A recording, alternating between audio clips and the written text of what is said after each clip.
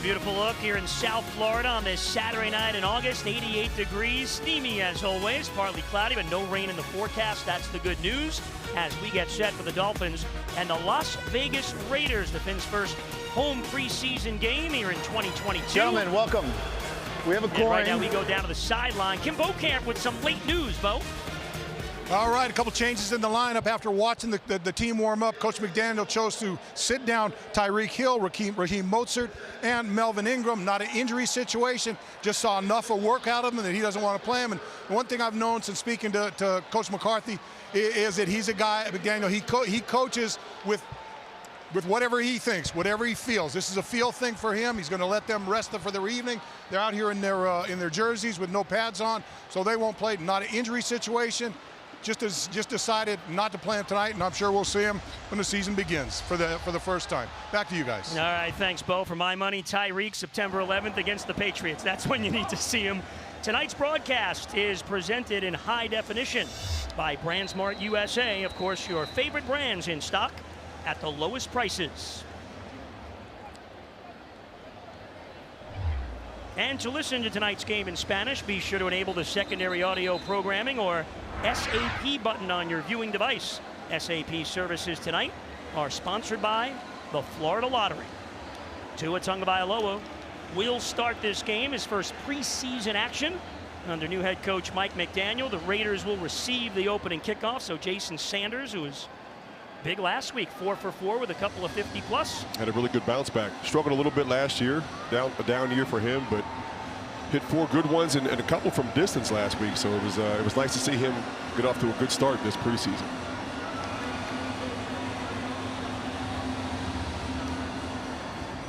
That's Austin Walter along with Darius Phillips deep for the Raiders to receive. Dolphins will host the Eagles in the preseason finale next Saturday night, same time, here at Hard Rock Stadium. Fins got the win last week, 26-24 over in Tampa.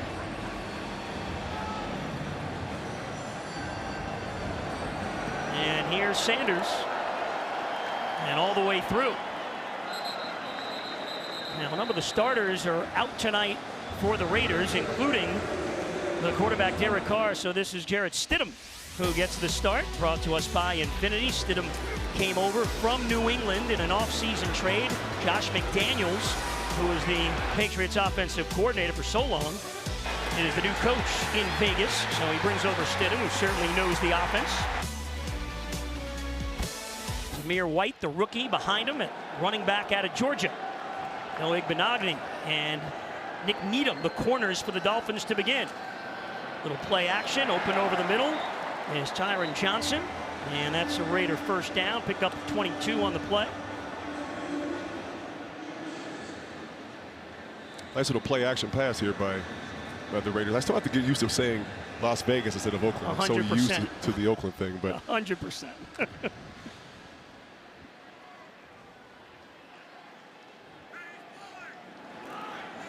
Xavier Howard also sitting out, and Byron Jones still on the PUP list for the Dolphins, so that's why Needham and Igbenogany. A big game for Noah Igbenogany. Dolphins coaches want to see what he can do tonight. Here's White. Met right near the line of scrimmage. Big Raekwon Davis leading the charge for the Dolphins defense. Let's get to our defensive focus here, brought to us by Infinity and Javon Holland. It looks like, Jason, a superstar in the making. I really believe so. I mean, this is one of my favorite players on the team. Came in last year and really took over that safety spot. And we're pretty deep in the secondary. I mean, this is a really safety-dominated defense after you get past that front line. But Javon Holland, outstanding rookie out of Oregon, had a big year last year with 13 starts. A guy that I think is going to be in the Pro Bowl and an All-Pro for years to come. Stidham, that's tipped, and Nick Needham gets a hand on it but couldn't hold on. Is it caught? No, it did hit the ground, incomplete. Oh man, Nick Needham really had a chance to get this ball tipped at the line of scrimmage. Really nice pressure off the edge here by Jalen Phillips and that defensive line. I think it was tipped by Raekwon Davis. Nick Needham got his right hand up and got a piece on it, but not quite enough. And Fotheringham, the tight end, nearly caught it on the deflection. Well, you get a guy like Raekwon Davis. Sorry, going in the middle of that defense. It's 6'7", 6'8". Get those hands up. It's really hard to get over him throwing the football. Made the tackle on first down, deflection on second. Now it's third, and Johnson has it in midfield. Makes a little move, and he's got the first down and tackled down to the Dolphins' 46-yard line. Needham was there for the stop along with Keon Cross, and this guy has had a very good training camp for the Raiders. He's quick. Yeah, he's done a really nice job. But, here you have a three-man rush up front by the Dolphins, so it gives a bit more time for Stidham to let receivers get open down the field. You just see Johnson running away from Igbenogany. Now, this is a really hard route to cover. You got a shallow crosser.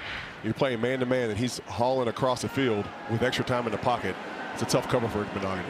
So Stidham hitting a couple of passes early. He's throwing again, and they got him this time. Big Zach Sealer leading the charge. Stidham's helmet rolled back about 10 yards as well, and the Dolphins get the sack.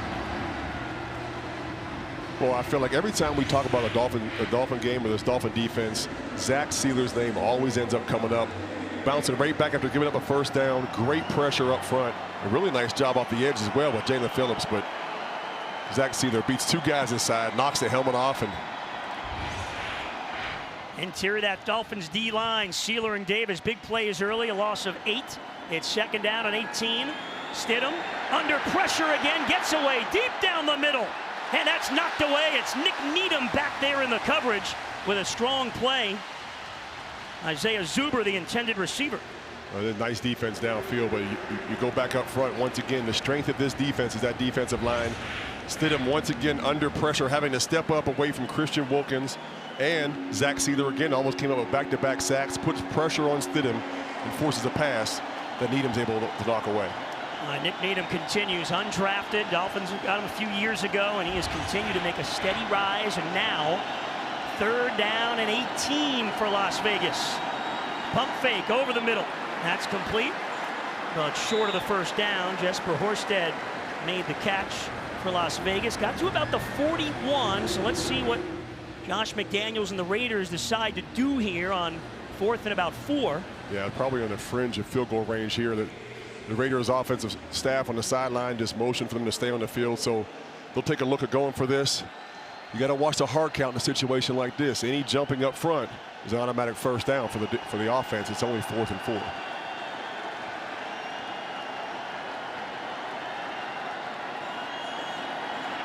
There's Stidham waiting, and he's got it. First down, it's Horsted, tackled by Elijah Campbell, so the Raiders convert a third down on this drive. Now they convert a 4th down, and they're hurrying up to the line here. Well, Elijah Campbell had really good coverage here. This is a great catch by Jesper Horsted to go up and get this little floater over the middle of the defense, and it's just a good throw and a good catch. Beats good coverage. So from 3rd and 18 to a first down at the Dolphins' 26-yard line. White hit in the backfield, and that'll be a loss on the play. Van Ginkel getting in there for Miami. Oh, another guy we talk about a lot, Zach Sealer. We talked about him earlier, how he's always making plays. Andrew Van Ginkel coming off the right edge of the defense here. People say, oh, maybe he's unblocked, but does a nice job of knifing inside, getting the running back down. And once again, for back-to-back series or blocks of plays here, the Dolphins won first down and get the Raiders behind the sticks.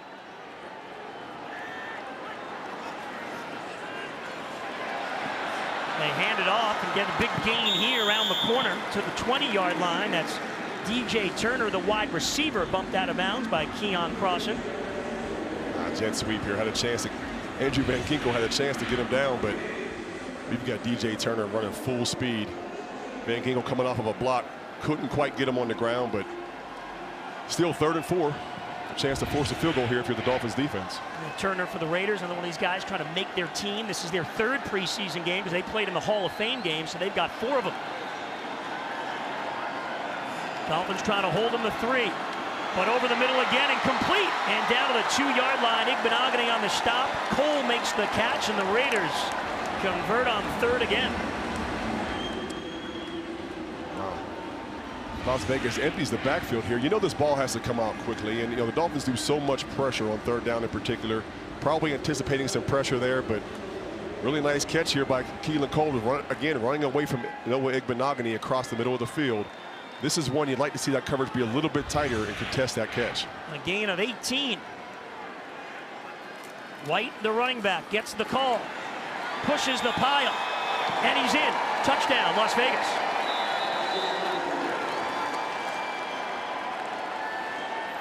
Well, that's impressive. Josh McDaniels likes it. It is. I mean, the last thing the Dolphins defense wanted to see was the Raiders drive the field in that first series, and really it goes back. You look at that tip pass that was nearly intercepted by Nick Needham, and how everything changed after that. And the Dolphins actually got ahead of the sticks. They had a 3rd and 18 and allowed the Raiders to convert on 4th down as well. Best kicker in football last year. Carlson on for the extra point after the rookie White out of Georgia. Showing a lot to this Raider team. Got the touchdown.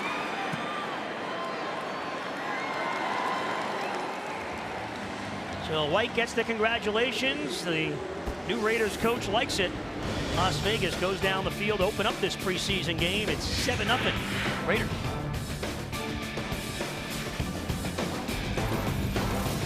Play 75-yard drive in 5 minutes and 52 seconds. The drive brought to you by Nissan and the rookie Zamir White out of Georgia with a 2-yard run. So that starting Dolphins defense for the most part had some plays, a couple 3rd downs, a 4th down, and Stidham and the Raiders able to convert those. And it ends in a touchdown.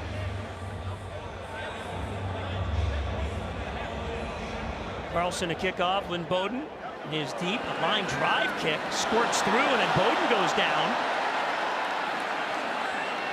And he'll just take a knee in the end zone. Tonight's starting lineup is brought to you by Infinity, and we go to the quarterback. Tua Tagovailoa did not play last week, starting his 3rd season out of Alabama.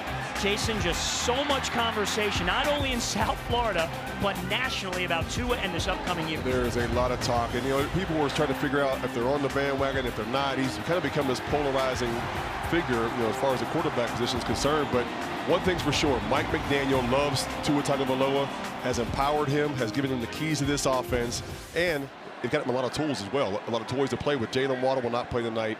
Tyreek Hill will not play tonight, but we will see Tua try to knock some of the rust off. Chase Edmonds is met by Darian Butler, one of those undrafted free agents, a rookie trying to make a team. So first run of the game loses yardage, and the feeling's mutual.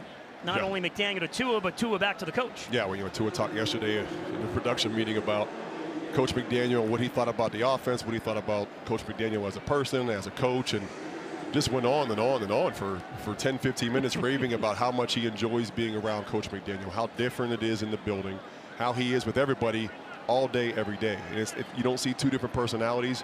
What you see in the building, in team meetings, is what you see in the street, in the parking lot, what you see in the stadium. So he is who he is, and it's refreshing for these players. Durham Smythe from Tagovailoa. And they get to about the 30. It'll bring up 3rd down. So Tua's first pass complete to tight end Smythe. We saw in the open, Tua was out here at 2:30 this afternoon by himself in an empty stadium, and it's probably a really cool feeling. And before they open the gates, before the parking lots are even open, he's here on the grass, not a single person in the stands. Obviously, somebody caught him on camera out there, but going through the offense, visualizing himself making plays, understanding where protections are going to be, where receivers are going to be, where the running lane may be while he's handing the ball off. We saw him turn around and hand the ball off to the running back, and then a play action look. So it's great. He's trying to dive into this offense as deep as he can. Buys himself some time, looks and throws, and he's got a man. First down. Chase Edmonds goes out of bounds. Edmonds came over as a free agent from Arizona because of Mike McDaniel. Now we do have a flag on the play on the far side of the field, so we'll see what this is about. It's not in the backfield, and they're pointing the Raider way. So Edmonds wanted to play in this offense and presumably got a first down there. Prior to the pass, illegal contact, defense, number 26. That penalty is declined. Result of the play, first down. Well, a point of emphasis for the NFL this year is the illegal contact. They want DBs to keep their hands off of receivers. And if you're a Dolphin fan, you have to like that. You've got Tyreek Hill and Jalen Waddle and all these other receivers. You don't want them pushed downfield. So nice job here by Tua buying extra time, picking up the penalty, but also the first down. Edmonds averaged more than 5 yards a carry last year for the Cardinals. Tua with a little play fake there. Dumps it off, but couldn't find Gesicki. The big pressure was coming on him from Abram. Let's get to our keys to the game tonight, JT. They're brought to us by the South Florida Chevy dealers. What are you looking for? Well, the Dolphins have got to establish a running game, and Coach McDaniel talked about it. You know, last week in Tampa, only rushed for 49 yards, and that's including a 20-yard run by Myles Gaskin and a 21-yard run by Skylar Thompson. So they've got to find a way to run the football, and Coach McDaniel talked about it. Tampa Bay pressured a lot last week on all the first and second downs. They pressured about 25 times out of the 35 or 37 first and second downs. Maybe a little get back for what happened during the week during practices, but they've got to find a way to get a hat on a hat and allow Coach McDaniels in this offense to evaluate all these running backs. They want to see what they have in that running back stable, because at the end of the day, Coach McDaniel is a run game guru and really cut his teeth doing that. Yeah, that's the key. And there's a look at the Dolphins trying to improve their run game. That's what it's been the last 5 years. McDaniel and the 49ers the last few years with great success. Dolphins only got about a yard on that Tua to Gesicki play. So this is 3rd down now and 9. Cedric Wilson comes in motion. Dolphins used motion on all but 6 plays last week. Over the middle for Gesicki, incomplete. Ball got there a little early. Gesicki hadn't had the head turned around yet, and the Dolphins will have to punt. Well, this is a dangerous one here. You're really throwing this ball into somewhat a double coverage. You know, you're trying to push the ball in the middle of the field to Mike Gesicki. Comes out of his break. That ball's got to be thrown precisely. And really, if Gesicki does catch this, he's going to take a big shot from Turner. So the Dolphins will punt on their first possession. Thomas Morstead, his last game in this stadium was with the Saints in the Super Bowl back in the 2010 season. He took a picture and posted that on Instagram yesterday when they had the walkthrough. Darius Phillips is deep for Las Vegas. Puts him inside the 10 with the fair catch. So Morstead, the grizzled veteran, does the job there. First quarter on a Saturday night at Hard Rock, 7-0 Raiders. Great look at Hard Rock Stadium on this Saturday night. First home game for the Dolphins in the preseason. Raiders went down the field on the first drive, take a 7-0 lead. Jarrett Stidham, the quarterback. A good start. Now they're backed up at their own 7-yard line after the punt. Now in the flat, Johnson loses one tackler, gets free to the 15 and down at the 16-yard line. So Johnson has made a couple guys miss here early in the game. And this is part of the reason why it's so important that some of your defense, preferably all of it, I guess at some point, depending on the coach and the situation with the team, but you want to get your defensive players some reps in the preseason because of this. You don't practice in OT. I mean, you don't tackle in OTAs. You don't tackle in training camp. The only way to get good at tackling is to tackle, so you've got to have some live reps to knock some of the rust off of some of these guys. Now, obviously, we have Xavier Howard's out playing tonight, Melvin Ingram. Some of them won't get as many reps, but it is important. Here's White, and he did not get there. Dolphins stacking up that line, bring up 3rd down and short.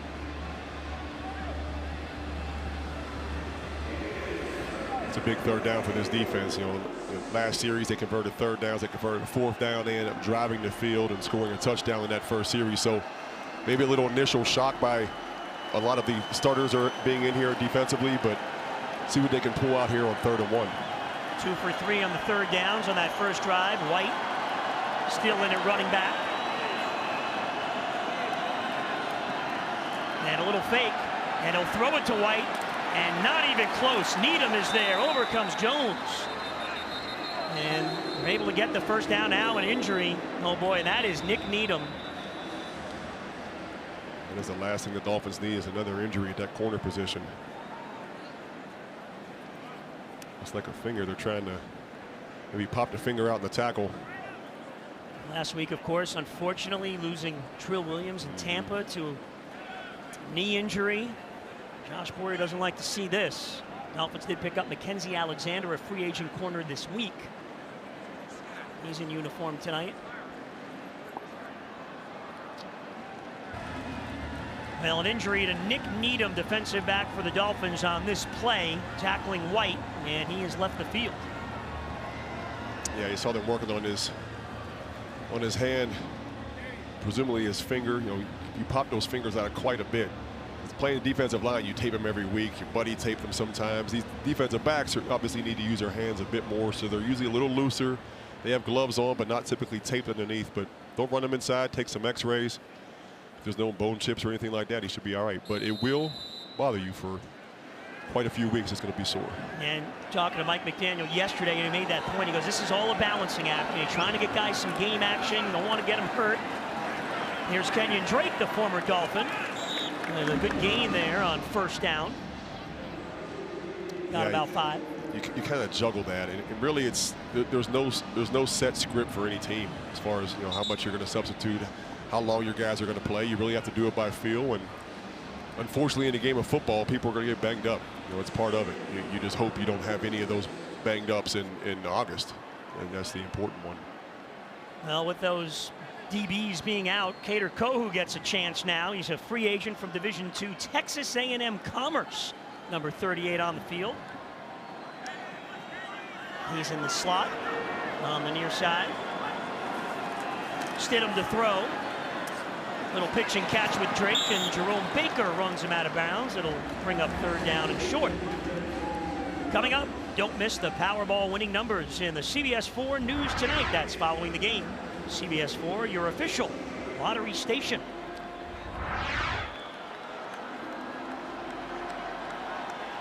Stidham certainly knows this Josh McDaniels system well. It's part of the reason they traded for him. Of course, Derek Carr had a great year last year. He's the starter.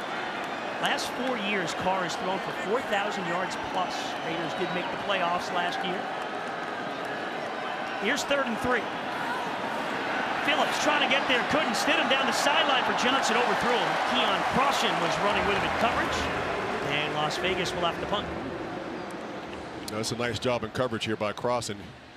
Although he is trailing the receiver Tyron Johnson a little bit, we've got safety help coming over the top. So this has to be really a perfect pass by Stidham. You saw was thrown just slightly out of bounds, and if this ball was caught, Javon Holland was coming off the spot and there to make a big lick. So the defense able to get off the field that time on a 3rd down. A.J. Cole punting for the Raiders.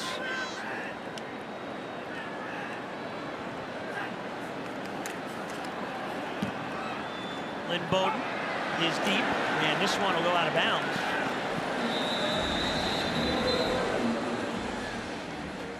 And the Dolphins offense led by Tua Tagovailoa will come back out. Aerial coverage tonight provided by Goodyear. Road tested and game ready. Are you ready for the road? Goodyear, more driven.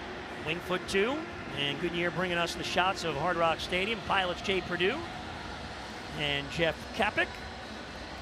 Beautiful shot of the stadium. By the way, without Teron Armstead in there at left tackle, Larnell Coleman, who basically played the whole game last week at Tampa, is in there at left tackle. Dolphins keep the starting offense on the field for this drive. There's a look at Coleman, a 7th round pick in 2021. Big responsibility for him at that tackle spot. There's Armstead, big free agent signing from New Orleans. Edmonds in it, running back. Dolphins start at their own 40. Little play action, and Tua with plenty of time fires, and he's got Sherfield inside Raider territory. Trent Sherfield continues to show what he can do. His nickname in San Francisco is textbook, because he studies so much and he knows this offense, he does the work. Well, he ran the textbook route here because he found the hole in this zone and sat down and gave Tua a big target to deliver this football to. Really nice job of getting off the press here, and he sees that safety over the top, turns around, and the nice thing is Tua delivers that ball on time. So as soon as Sherfield comes out of his break, he turns and looks as close to the quarterback. The ball was right on him. Had his wife be quarterback in the backyard, throwing him the patterns. Getting a 16 on the play. Here's Edmonds picking his way through and bouncing. He gets to about the 40 and taken down. Let's get to the sideline and Mr. Bocamper. All right, time now for our practice report presented by Baptist Health South Florida. Coach McCarthy, or Coach McDaniel, called this his favorite week of coaching in his short tenure with the Dolphins. Had a bad practice on Tuesday, just a disaster. 6 interceptions during the practice. Was none too happy with that. He talked about his players, the starters. the longest break they've had, 4 days off since their last practice. He kind of expected a bad practice, but he loved how they came back the next days on Wednesday and Thursday. They excelled on Thursday, and McDaniel thought the whole team matured and called this a week of practice a win for the team. Hey, Bo, let me ask you, how important is that to see a team have a bad practice and then bounce right back? Well, I think it's important, like you said. Those guys were off for a while. They had a couple days off after the Tampa work. They came back lethargic on that day, but to come back and put the effort they did the last 2 days, it says a lot about the team, it says a lot about the coach, and it says a lot about what these guys want to do to get themselves ready to play for opening week. I'm confused here, though. I don't understand why it's a bad practice if you had 6 interceptions. It's good for the Listen, team. we get paid too, right? It's our job to make practice difficult for the offense. Come on, Jason. You know the coaches always lean on the offensive side. Yeah, you're right. No matter who they are. You're right. Defensive coaches don't last very long in this league anymore. But I never understood that. 6 interceptions. Oh, it was such a bad day, and everybody in the building's grumpy and grouchy and yelling at each other and cursing each other out. It's a great day for us. Our DC's buying us donuts. There's the other side of it. I'd rather have my quarterback throw an interception in practice, see if he can fit a ball in there, see if he can make it work, so he can use it in the game. So I don't get too upset when I see interceptions on the practice field, because I really don't know what that quarterback is trying to do. Yeah, I have no problem with interceptions. I mean, within reason on weekdays. Obviously, weekends you can't have your quarterback throwing picks, but the offensive bias in this league is just at an all-time high. You guys don't like that, I know. After Edmonds made a good play to get the first down, now Gesicki able to pick up the first down. So the Dolphin offense on the move at the Raider 25-yard line. That's a gain of 9 as the first quarter winds down and comes to an end. This is the end of the first quarter.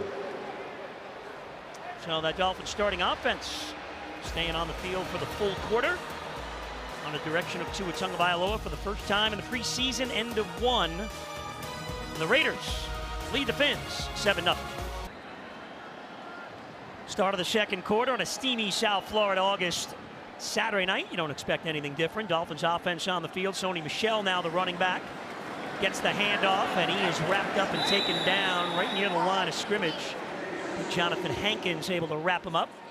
Well, the excitement is building. Dolphins season tickets are sold out, and there's a wait list for the first time in team history. Limited number of tickets remain for Dolphins season opener against the Patriots, so head to MiamiDolphins.com/tickets to secure those tickets to the home opener here at Hard Rock on September 11th. So now a third down and yard to go. Tua is going to be in the shotgun. Michel to his right. Smythe to his left. Gesicki lined up on the line. And Michel bangs through. Raider defense steps up. Wow, this is back-to-back plays where they try to slam it up inside with an inside run with Sony Michel. And one of the big focuses this week is running the football. They have not been able to do it tonight so far. And looks like they're going to go for it here on 4th down if it ends up being short. And they're averaging less than a yard a carry so far. There's a look at offensive coordinator Frank Smith. And again, I want to stress, this run game will be different during this regular season. When you start seeing the full Mike McDaniel run offense and the variations, the ways of getting into things and the shifts and the motions. But in preseason football, you have to be basic enough to run inside zone, outside zone, and some gap plays and be able to get some chunk yardage, and they have not been able to do that so far. Ooh, they are short by about 6 inches. And of course, a big part of this offense that Mike McDaniel has brought in is using the fullback. Alec Ingold has not played yet, and the backup fullback is John Lovett, and he's been out as well. So they are operating without the fullback. But as you say, that aside, you got to be more than a yard a carry, right? Even without that. You got to be able to get 1 or 2 yards when you need a yard. You need to be able to run the football for 3.5 to 4 yards per carry, even without your fullback. And we saw last week they used a tight end in the backfield as a fullback as well. So there's variations. Not seen that yet from Sethan Carter, who did it last week. 4th and inches. Michel is the running back, and now we've got movement on that left side. And the false start make this a much more difficult 4th down to pick up. False start. Offense, number 79. So they get Larnell Coleman, who's in there at left tackle after they did not have any pre-snap penalties last week in the game against Tampa. Yeah, they do here. They were barely penalized last week, and you just see getting a little eager by Larnell Coleman trying to get out of his stance there and get a jump on that 4th and inches play. But really good job last week of showing great discipline, procedure, and organization, getting guys on and off the field and not penalizing themselves. But you see a false start here on a very important 4th down. And that means Sanders on for the field goal, a 46-yard attempt after he was perfect last week. And Sanders looking for the bounce-back year is money again. The Dolphins get on the board. After the drive, 7-3 Las Vegas in the second quarter. The official home of your Miami Dolphins. So the Dolphins get a drive going as we look over the grounds. Of course, we see the tennis courts. The Miami Open takes place every March here at Hard Rock. Dolphins go 8 plays, 32 yards for the Sanders field goal. Tua was 3 for 3 for 30 yards on the drive, but it's that short yardage situation. The Dolphins unable to convert. Another touchback on the Sanders kickoff.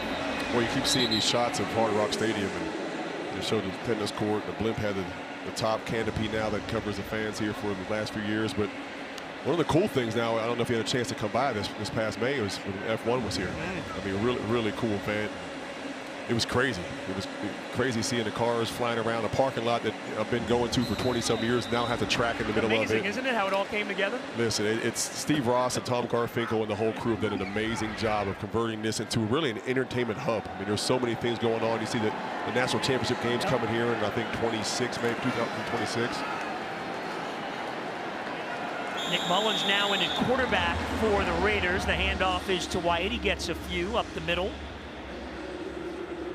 So yeah, Hard Rock Stadium, always something going on.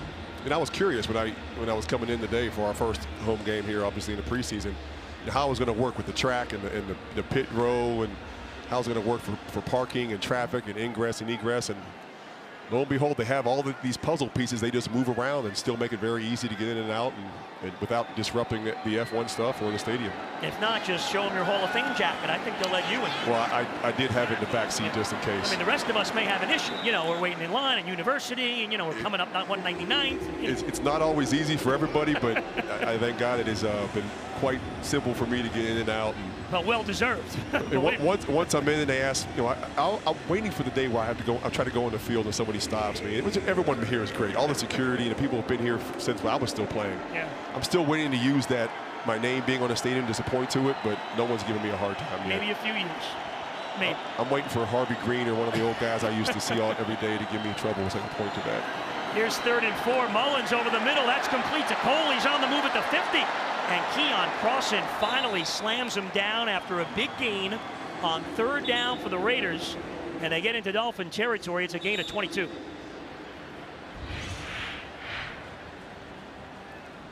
You see a little in-breaking route here, just running away from Mackenzie Alexander, a corner they picked up, trying to fill that depth and from injuries and guys getting banged up. Nice little stiff arm here, knocking Redwine down. But again, the Dolphins on the back end of this secondary slightly beat up. Some of the starters starting to come out now, so it'll be interesting to see some of these younger guys again get a chance to play some extended football. Boy, oh boy! Now Keon Crossan, who's had an excellent training camp, part of that cornerback crew that, as we mentioned, you know, unfortunately Trill Williams hurt last week. Needham has left this game with an injury, and now Crossan is down on one knee. We take a time out in the second quarter. Las Vegas up 7-3.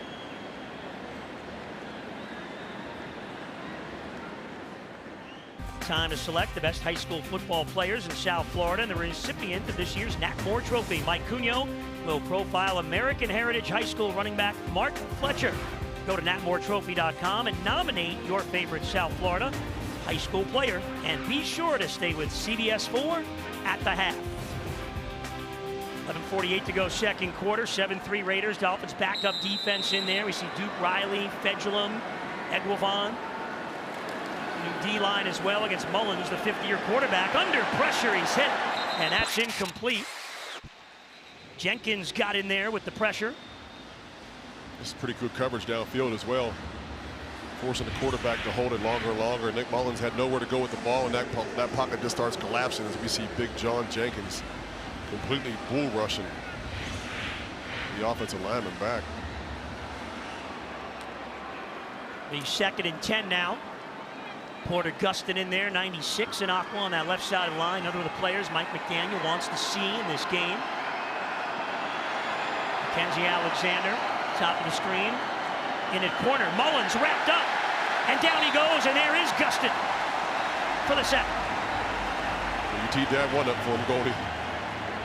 Porter Gustin coming around the edge and getting a big sack in the preseason. When you got an offensive or defensive staff and a whole coaching staff really wanting to see what you can do when the lights come on and how you play early in the game. You still got guys that are probably going to make the team for the Raiders. And Leatherwood is a starter for the Raiders. You go out there and you make a great play on the edge and get a sack.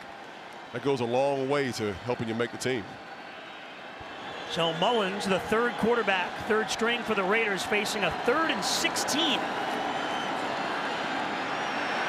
And he'll dump it off Kenyon Drake at midfield, trying to dance around Duke Riley. Nothing doing. Gets some help as well from Darius Hodge and others, and the Dolphin defense able to hold. That's a nice job there on 3rd down. You end up getting the Raiders behind the sticks off of the sack, and in this situation, it's 3rd and long. You back up your defense, you back up your linebackers, and your safeties pretty much put them at the sticks. Allow that ball to be thrown underneath, rally and tackle, force a punt. So very well executed by the defense there. Dolphins offense will have a chance to get this ball back. Dustin putting some good plays on tape there. Another cut down in the NFL by 5 players comes up this week, leading into the final preseason weekend. Cole end over end. Lynn Bowden signals fair catch inside his own 10. That's where the Dolphins offense will take over. Coming up, don't miss the Powerball winning numbers in the CBS 4 News tonight. That's following the game. CBS 4, your official lottery station. So now Teddy Bridgewater, the South Florida native, in at quarterback for the Dolphins. Skylar Thompson went all the way in the game last week. Bridgewater played high school, Miami Northwestern, went to Louisville for college. Number of stops in the NFL, and now here he is, back home.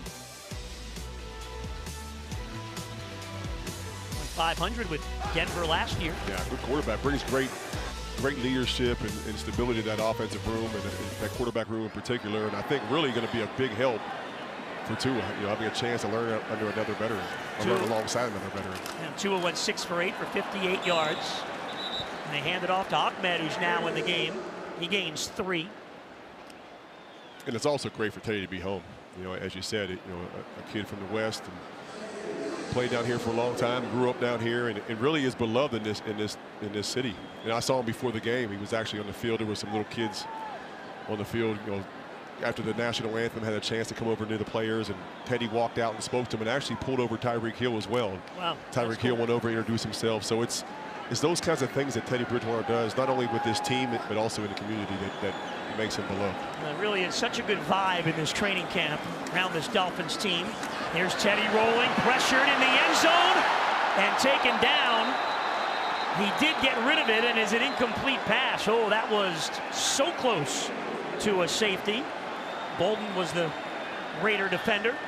Now they're going to talk about it. Meanwhile, injury on the play for Las Vegas.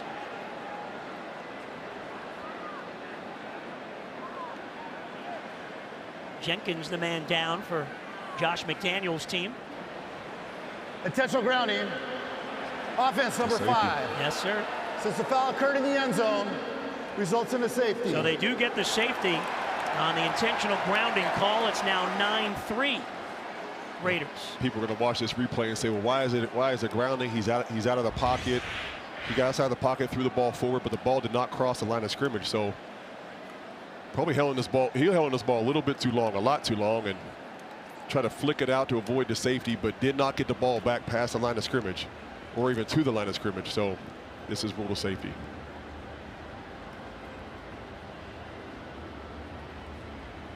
This ball's got to come away right here. Teddy gets outside that pocket and sees there's no receivers, and there's somebody barreling down on him. Throw that thing out of bounds. So now 9-3 as they still tend to Jenkins for the Raiders. 7-year veteran. Most of that career played with the Jets. And he needs some assistance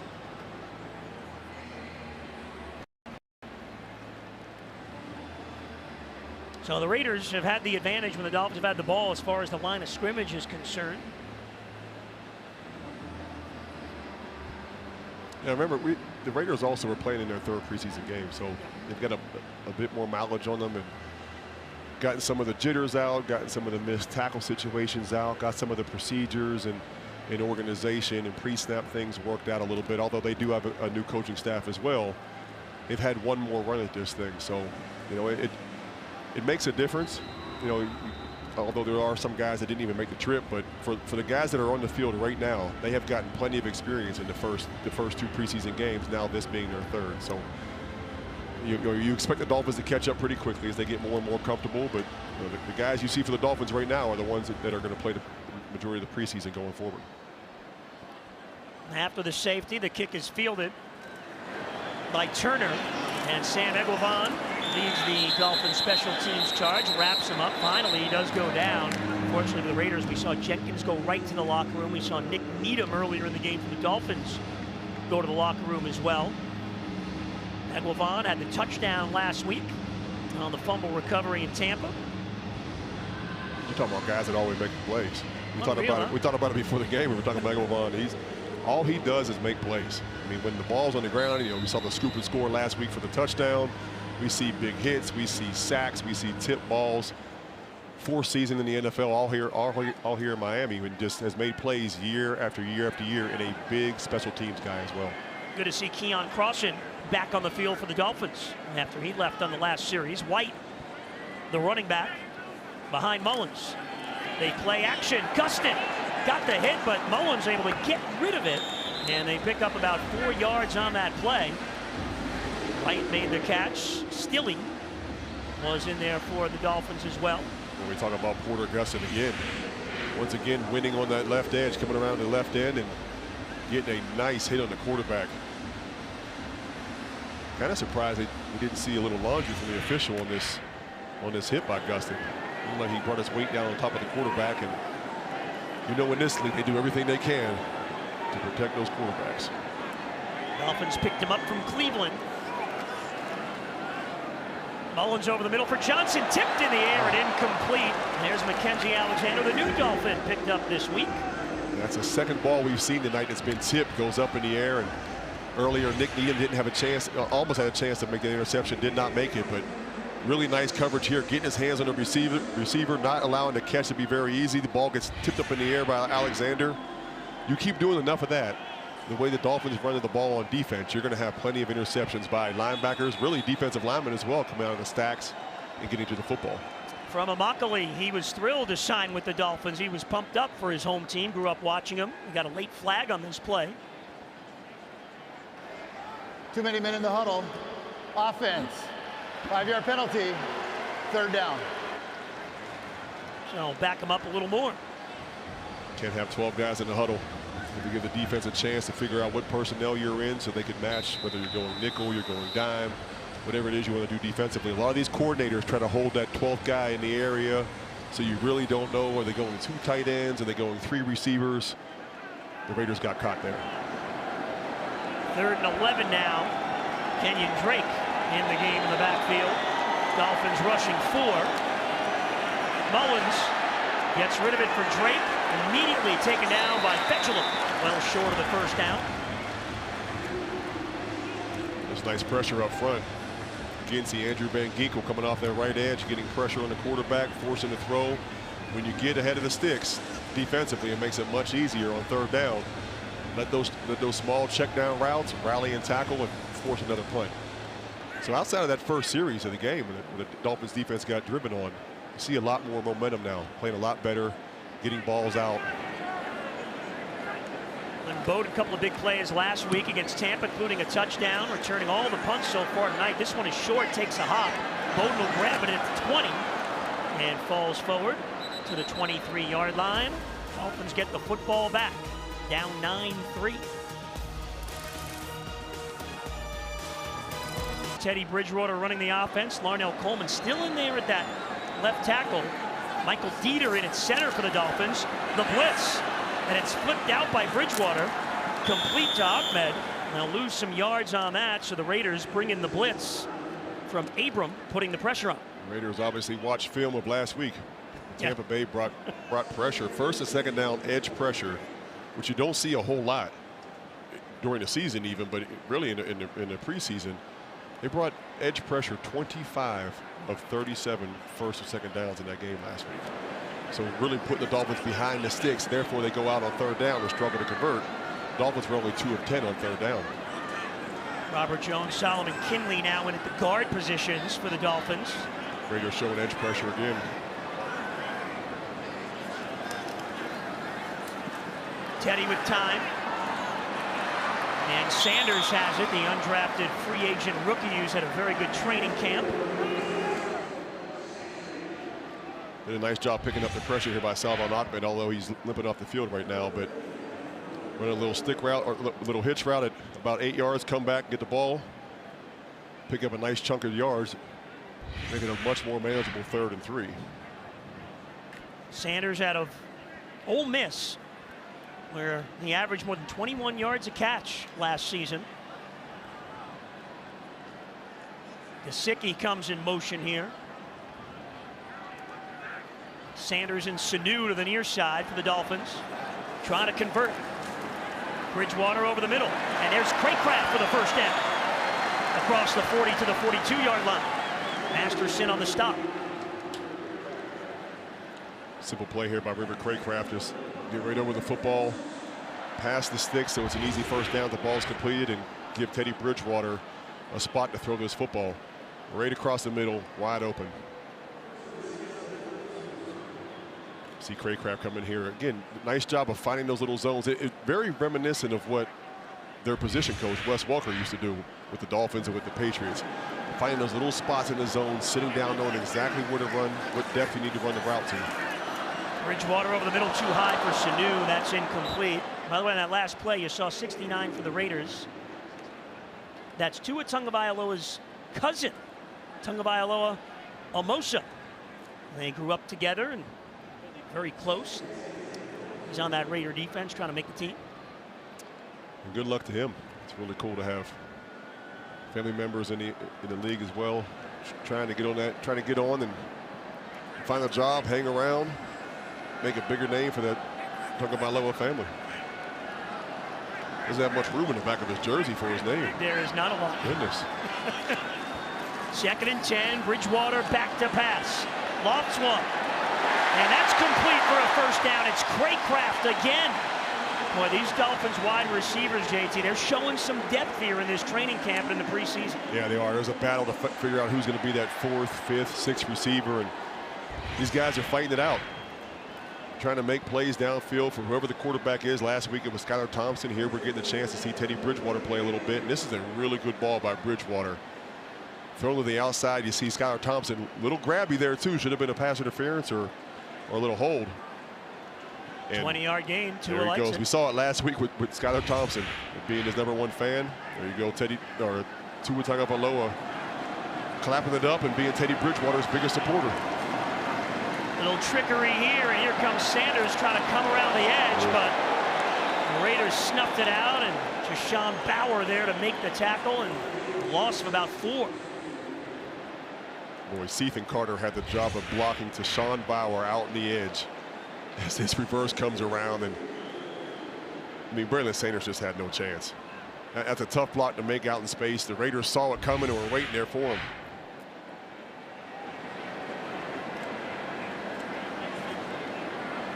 Myles Gaskin now in the game at running back for the Dolphins. Lack of a running game. This is not a situation you want, though. 2nd and 14. Mike Gesicki back out there. Flip it out. Sanders gets a few of those yards back. So active series here for Braylon Sanders.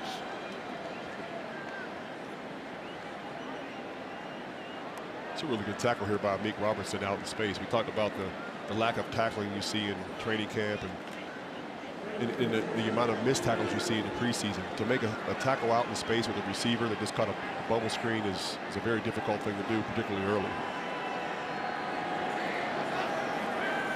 3rd and long. Bridgewater over the middle for Gesicki's hit, and that ball is loose. Do they rule possession? No, they'll say that's incomplete.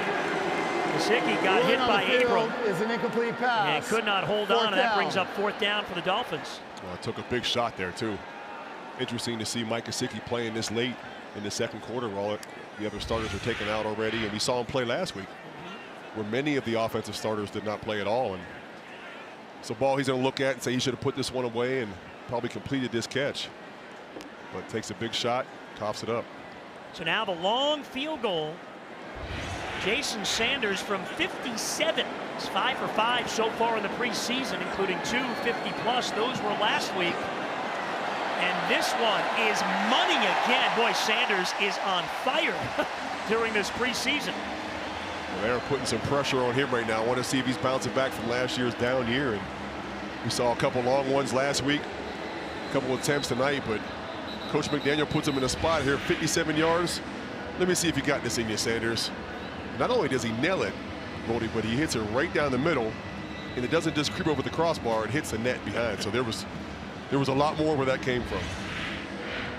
I'm going to see Sanders has the new holder this year and the punter Thomas Morstead. So the Dolphins get a Bridgewater drive for 3. Tua led him on a drive for a field goal while he was in the game.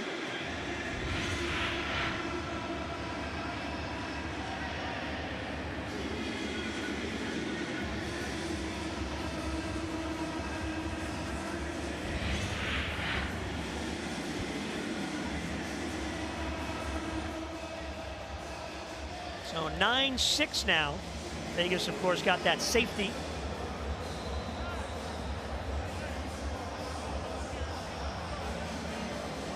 Sanders to kickoff. Raiders have not been able to return any of them so far tonight, and that will continue to be the case. Let's go down to the sideline. Bo. All right, time now for Bo's Battles, brought to you by your Volkswagen dealers of South Florida. We're going to take a look at a couple rookie linebackers. Linebacker Channing Tindall, the rookie out of Georgia, the 3rd-round draft pick coming from the national champions. This guy's a speedy guy that goes sideline to sideline. Probably going to find himself on special teams this year. And also in the 7th round, they picked up a linebacker from Cal. Cameron Good, who made some big plays last week in Tampa. They're seeing him. He's a physical guy on the football field. They're both getting opportunities, and they both have great opportunities to wind up on the roster this year. Fellas. Look ahead to them getting on the field, Bo. Right now it's Hodge with Riley and Eguavon as the linebackers for the Dolphins. Well, I watched a lot of SEC football last year, and Channing Tindall, that kid can run now. They had a crazy defense, obviously, at the University of Georgia under Dan Lanning and Kirby Smart, but Tindall's one of those guys the Dolphins had a chance to get, and I'm glad they did. And I really do think he could have a quality career, playing off the ball, running around in space, covering tight ends and receivers, running backs out of the backfield. 25 defensive snaps last week for him against Tampa, 14 more on special teams, amongst the high for the team. And Duke Riley forces the fumble on the Drake carry, but they'll rule that he was already down. Raiders got it back anyway, so Riley was one of those guys that Mike McDaniel, along with Gustin and Igbenogany on defense, wanted to see tonight. Riley got some penetration. Yeah, you bring in Channing Tindall, you bring in Cameron Good, and Duke Riley's like, hey, what about me? Right. You know, I've been here for a couple of years. I can make some plays as well. And really nice job here, pulling the pin, getting off his spot, coming downhill and forcing a fumble there. Well, this is the 2-minute warning. So we get the break of the 2-minute warning. Dolphins defense try to hold the Raiders on 3rd down. Well, the Raiders up 9-6 along with Jason Taylor. I'm Steve Goldstein, Kim Bocamper on the field. And JT, you've got some scouting to do at halftime. These kids are fired up, man. Yes, sir. Look at them in the tunnel. That's great. Take myself back 15, 20 years ago. I was doing the same thing in the same tunnel. I actually saw these kids walking in tonight when I pulled up in the parking lot, and I debated, do I get out and say hello to them? Are they getting ready for their game? They want their game face. I don't want to be a distraction, but look forward to seeing them at halftime. 3rd down, Mullins tipped again and incomplete. Oh, another chance for an interception. Kader Kohou, the undrafted free agent. Dolphins gave him a big signing bonus. 20 different teams wanted to sign Kohou, and he made that play. Yeah, and he's really had a good camp. Hear great things about him. Didn't get a chance to play last week, but see this ball being thrown over the middle. When he goes up, high points it, just gets his right hand on the, not able to bring it in. But another good pass breakup. an important one as well. It's 3rd and long. They stop the clock.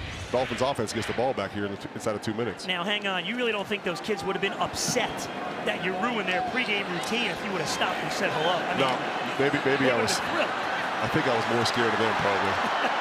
They all had their game stuff on. They had their pants on, carrying their helmets, and I was probably a little worried of 50 to 75 kids. It might take me a while to get in here. I'd come in all sweaty from talking, hanging out, maybe showing a little technique.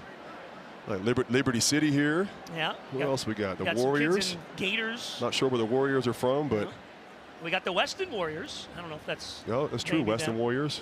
Masterson is one of the young linebackers for the Raiders. The rookie out of Wake Forest trying to make this team, and he is the player down on the Bowden punt return. Lynn Bowden has returned all the punts for the Dolphins tonight. Masterson trying to shake this off. Those kids are going to be hyped in that tunnel for a while. Still 1:43 to go in the half. Yeah, a little time. Could take 10, 15. Could take 30 minutes depending on how many timeouts these guys want to call. But look how well behaved they are in the tunnel. I mean, now they're getting hyped. You've got 4 different teams in the tunnel. You can't do that in the NFL. No way. You know how many times I've walked in the same tunnel as the Buffalo Bills, and we've had fights, and people were throwing snowballs and batteries, and there's cops trying to break everybody up. Now when we go play in Buffalo, they let the home team go up first. They keep them separated and make us wait and go up later. There's a lot of bad things that happen in tunnels when you share it. So very well behaved kids. I like that. Now they have to wait their turn. Teddy Bridgewater running the Dolphin offense over the middle. Gesicki to the 50. And Mike Gesicki dives ahead, a gain of 16 yards on the play. And the Dolphins in Vegas territory. They'll hurry this up. It is tight end domain right down the middle of the field. We've got one of the best tight ends in the league. Bridgewater that time off the hands of the intended receiver Sanders, and it goes incomplete. And remember, Coach McDaniels is used to having a great tight end as well. You know, he was out there in San Francisco with one of the top tight ends in the league, and Greg Kittle. And he brought John Embry, the tight ends coach, with him. He was one of the first hires on McDaniel's staff. And Kittle himself gives Embry a lot of the credit for his maturation as a player. Now 2nd and 10. Bridgewater with plenty of time. Now on the move.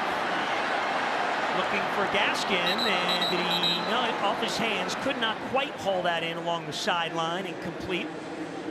Bring up 3rd down, 10. It's good protection there. They had plenty of time.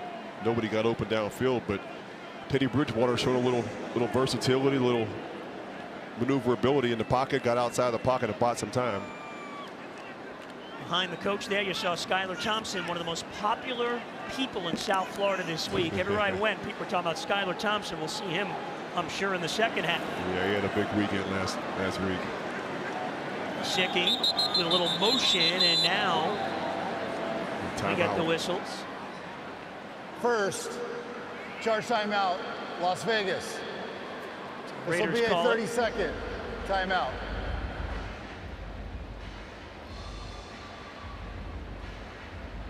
There's the man of the hour, Skylar Thompson. 20 of 28, 218 and a touchdown last week in his NFL debut. 7th round pick out of Kansas State. Just a calm, cool customer, and he ran the offense well. And you mentioned, Jason, right from the first play last week, Mike McDaniel's game plan put him in a pretty comfortable position as well. Yeah, he did. That came out the first play of the game and ran a little play action, got Thompson out of the pocket and made a very easy completion to Mike Gesicki, really rolling to his left, which most quarterbacks would rather roll to their right, but did a great job of getting him settled down and allowing him to play. Gesicki remains in the game. Eric Ezekama now, a 4th round draft pick out of Texas Tech, in there as well. Gaskin in the backfield on 3rd and 10. Bridgewater lofts this one down the sideline. It's hauled in by Sanders. No, Teddy puts some air under it, and the rookie puts the Dolphins deep in Raiders territory.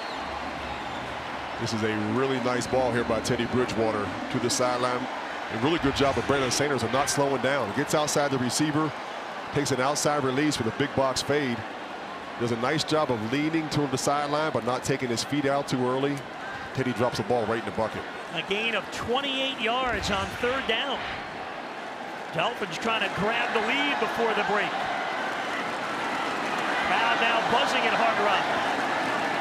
Gaskin, the lone setback, gets the call. And he's taken down immediately on that play. Raiders got some penetration. Bolton got in there. He's the one that forced that safety. Still plenty of time here for the Dolphins as well. 52 seconds to go. 2nd and 9. You're inside the 20-yard line, so you've already in field goal position. You got plenty of time to really run your whole offense and also use the middle of the field with 3 timeouts in your pocket. As a comment to the far left, that's Gesicki in the slot. Bridgewater underneath Gaskin inside the 10. That ball was loose after the big hit, and it's scooped up by Webb. But they'll get the whistle, and let's see. On the field is an incomplete pass. They will go incomplete. 3rd down. Well, that was close. Looked like Gaskin maybe had it and took a step. I'm really surprised the officials blew this one dead, because what they typically do is if there's any doubt, let the play unfold, and then they'll sort it out in the replay. So I thought Gaskin was able to catch this ball and turn around and take a look, and he took a big hit as well. The previous play is under review. Well, they'll take a review on this and see if it ended up being a fumble. But if this is overturned and given to the Raiders, who clearly had a clear clear recovery, it really does hurt them, because this ball could have been taken back for a touchdown. Yeah, Sam Webb was well on the move, and it looked to me like, Gaskin spun with it and took a couple of steps. To me, that looks like a completed pass. Yeah, it does to me as well. And he caught the ball, took 2 steps. He just got popped. He didn't get his head around quickly enough, and he got hit by Sam Webb. Raiders have had a few of those. That hit on Ahmed, that was an incomplete pass. The one on Gesicki over the middle. A couple of hits to separate the ball. So this is a big call here late in the first half. The Dolphins deep in Vegas territory. People talk about preseason football, and this is not the Pro Bowl where guys are just trying to grab each other and lay them down. They're out here hitting it, showing all the physicality and the violence of football in this preseason, because you've got these young guys that are trying to get a job. They're trying to make a football team. So Sam Webb's a rookie.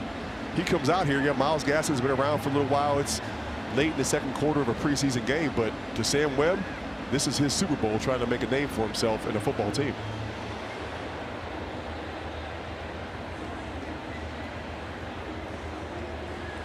So the Dolphins are at the 15-yard line. If it stays as an incomplete pass, it'll be 3rd and 9. Yeah, this the Raiders offense is coming on the field. So yeah, and I think that's the right call, as we talked about when we saw it. It is, but this play should have been allowed to continue on. After review, the ruling on the field has been changed to a completed pass, then a fumble recovered by the defense. 1st down, Las Vegas. We are definitely in preseason mode right now. The officials included, they're getting used to being back out, making the right calls and doing all that. But Josh McDaniel, if it was regular season, would be going crazy on the sideline right now. And here's the reason why. They end up blowing this play dead when it was a clear recovery by Sam Webb, who had a chance to run down the sideline for a touchdown under a minute to go in the first half. The call is overturned. The Raiders do get the football, but they're backed up on the 10-yard line with under a minute to go, under 30 seconds to go in the half. So, yeah, and again, even if they would have caught him, if it's a regular season game, they'd be out wherever he was. The 40, the 50, maybe get a field goal. Yeah, you're at the 50-yard line, worst case scenario, and you've got 30 seconds and a couple timeouts. You can move the ball down the field and get more points. Kader Kohu made that stop, and that'll do it for our first half. So the red zone turnover late in the half for the Dolphins. And our score at the break. This is the end. Las Vegas 9 of the 2nd quarter. And the Dolphins 6. Stay with CBS 4 as we send it back to our CBS 4 News studios in Miami for the latest news and weather. Mike Cunha will also profile one of South Florida's high school football standouts, Mark Fletcher, who's in contention for this year's Nat Moore Trophy. Jason Kim and I will be back with the FPL halftime report and the second half immediately following this news update. Welcome back. A beautiful shot of a Hard Rock Stadium, where our score at halftime is Las Vegas Raiders 9 and the Dolphins 6. As promised, it is time for the FPL halftime report. Steve Goldstein along with Jason Taylor here in the booth. And JT, let's get to those highlights with a focus on that Dolphins offensive line during the first half. Yeah, they haven't run the ball very well tonight, or really for this preseason. But one of the biggest problems last season was protection for Tua. Could we give the quarterback time in the pocket? And we see here the Dolphins offensive line did a pretty good job in the first half of allowing Tua to buy a little extra time there to find a receiver downfield. Then we see the twos come in, giving Teddy Bridgewater time as well. That happened to be a 5-man rush. Picked it up very well. Here's a 4-man rush. Once again, Teddy Bridgewater very comfortable in that pocket. And then the big pass we saw down the sideline, dropping the ball right in the bucket. You cannot do that if the quarterback is uncomfortable in the pocket and can't step into that throw. Offensive line allowed him to do that. So pass protection has been good. They've got to run the football. 4 yards at halftime of rushing. Not going to do it. Dieter Jones-Kinley on the interior there. We'll look at our halftime stats brought to us by FPL. And before we wrap up the FPL halftime report, let's send it back down to the field. Bo?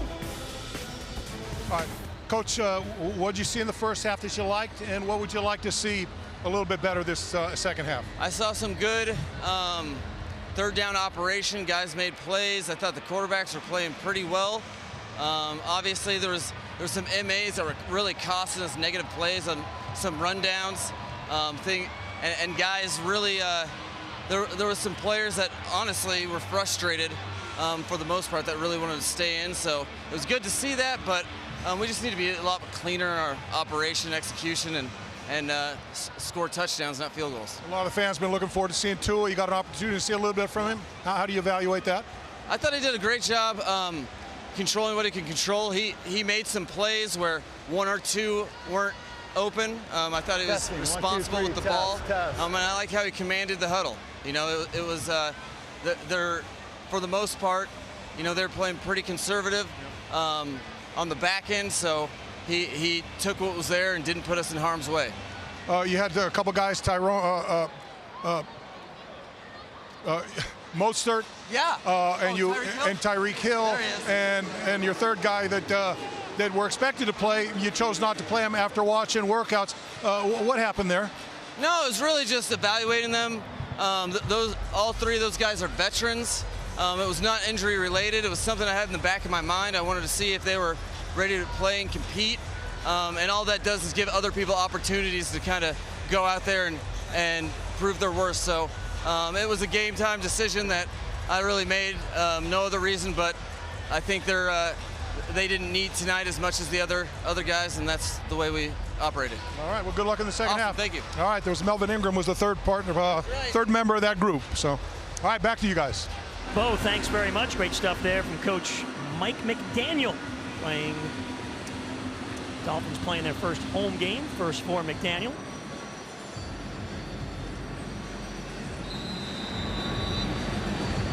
Dolphins will receive this second half kickoff.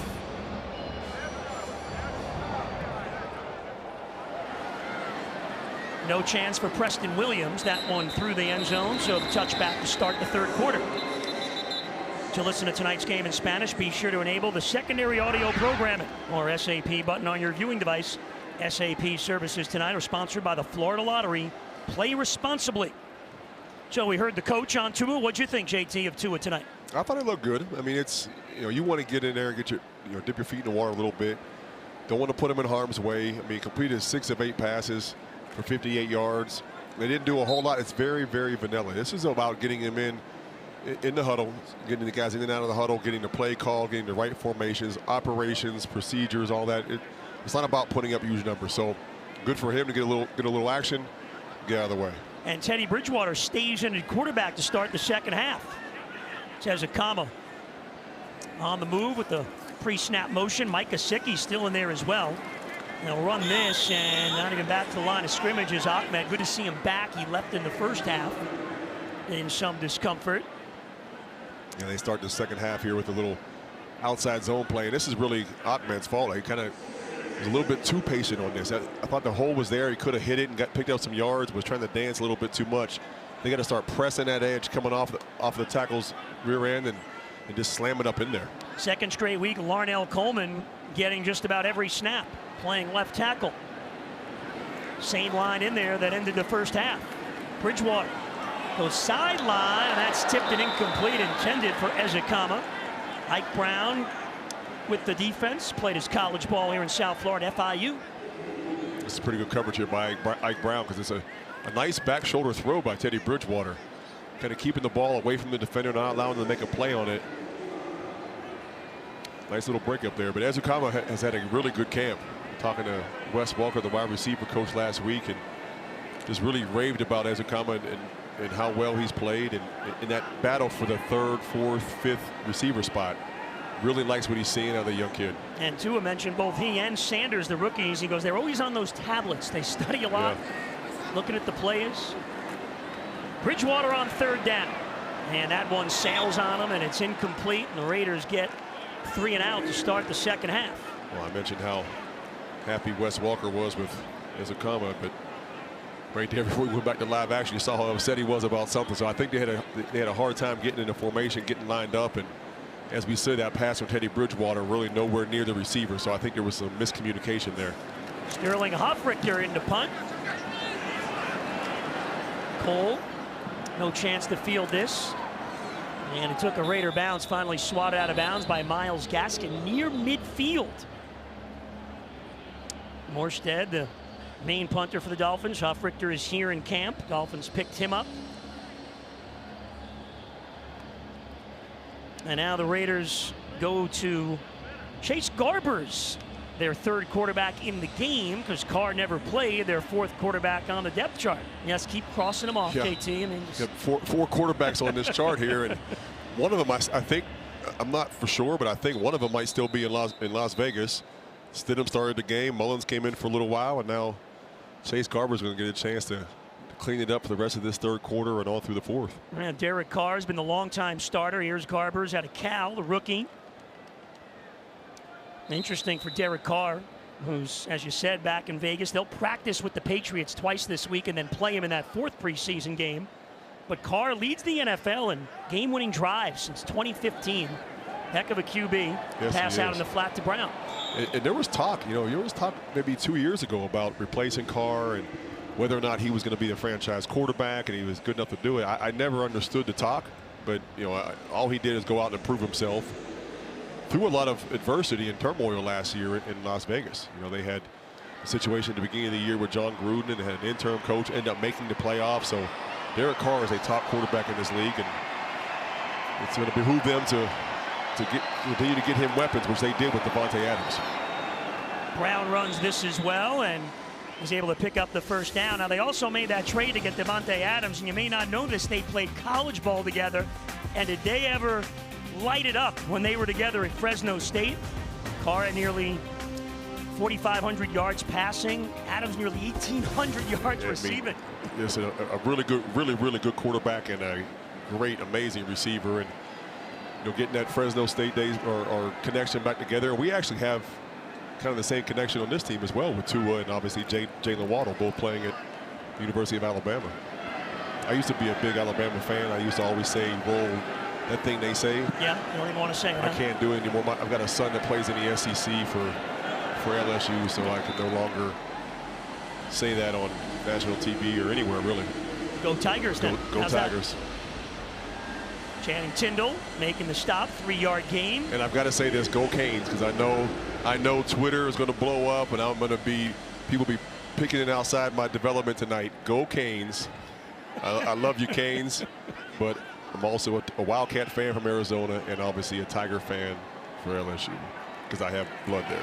Now, I just want to say we will be giving a little love to the Gators. I'll explain it when we get there. We will not do such a thing. Well, maybe in some on this network. In some indirect way, but I'll explain it when we get there. Oh, I like where you're going with this. I stand corrected. Some of the Gator fans were upset last week. You're right. So apologize to the Gator fans that we upset last week because of Kyle Trask. You apologize to him. You're the one that upset him. I didn't do anything. I'll make the apology. I will apologize, and I will say something very nice about the Gators coming up here very shortly. That's Jason Taylor, ladies and gentlemen. We got a 3rd and 4 here for Garbers in at quarterback. Flushed out of the pocket. He'll run for it, and he'll get there. And more to the 25, to the 20, and out of bounds. We're just lost contained here, and Garbers got outside the pocket. But right, so for every, you see it here. Garbers gets out to the left side of the pass rush here, and there's nobody on that side of the field, so had a long way to run. Little chance to see some of the speed by Channing Tindall, who pulled off there at the end, but did close from the middle of the field to put some pressure on the quarterback before he went out of bounds. 18-yard run for the rookie. And the Raiders inside the Dolphin 20.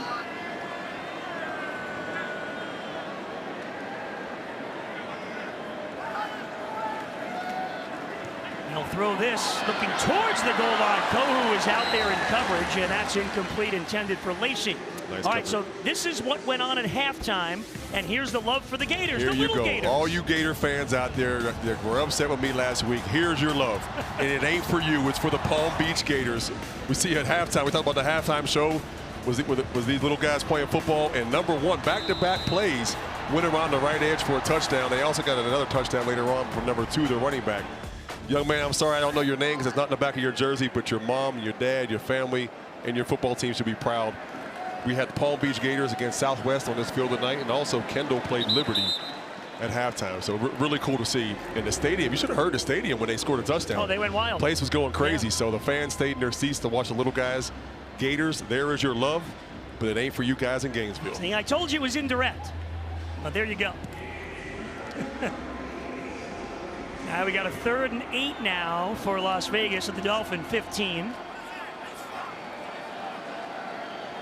Dolphins make some defensive changes here, but Kohu is still out there at corner with Alexander. Kohu in the slot. Cameron Good as well, the rookie on the field at linebacker. Garber's time. Throws over the middle, tipped and incomplete. Oh, Elijah Campbell nearly had a pick for the 2nd straight week. We also have a flag on the play. That's a 3rd ball we've had tonight where the defenders got their hands on it with a chance to pick it off. 5-yard penalty, automatic. Well, that's First a tough down. one. Dolphins thought they had him held to 3. Well, these penalties are so tough. You get a chance to get off the field here and force a field goal and just get a little too handsy out on the edge. I mean, I'm not a big fan of it, but it's what they're calling nowadays, and it's really a point of emphasis as we talked about earlier. So you're going to see that called a lot more in the preseason. May temper down a little bit once the regular season begins, but for now, it's going to be a penalty. Brown around the ankles and taken down there. Late pickup by the Dolphins this week. Niall Scott, number 70, in on the stop. Those are often killers too. 3rd down, you force an incompletion, you get a chance to get off the field, and force a 3-point. You give an offense a new set of downs inside your 10-yard line. So great situation for your defense to be backed up with some adversity, having to rally and start a new series, but you want those things to go away once the regular season begins. See the book on Scott there, the new Dolphin. 2nd down. Empty backfield, flag on the play. Garbers is pushed back. Now he's trying to turn that corner again and run for it. And he'll get to about the 2 and out of bounds, but again, we'll check the flag here.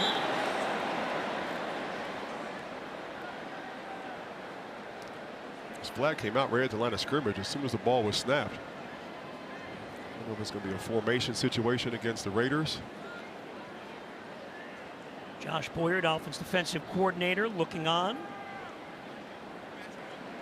Illegal formation. Offense, number 89. He covered up the tight end. 5-yard penalty from the previous spot. 2nd down.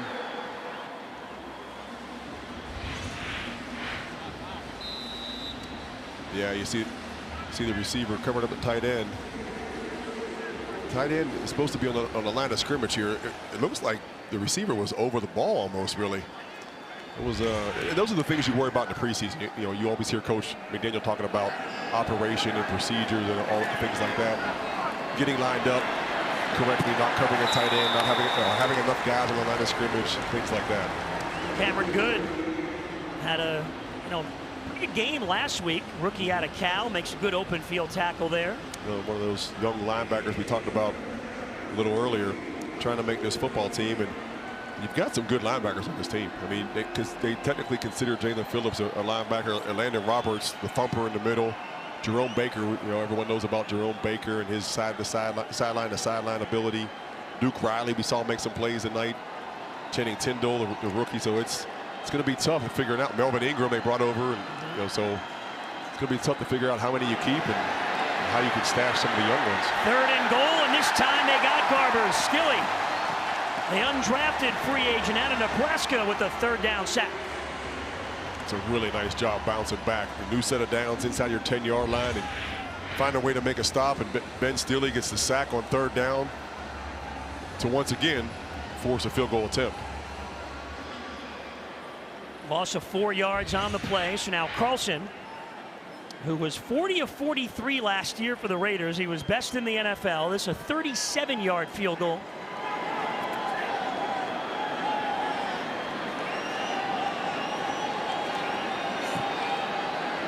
And no doubt about that. So Las Vegas able to move the ball, extend the lead in the 3rd quarter. It's 12-6 Raiders.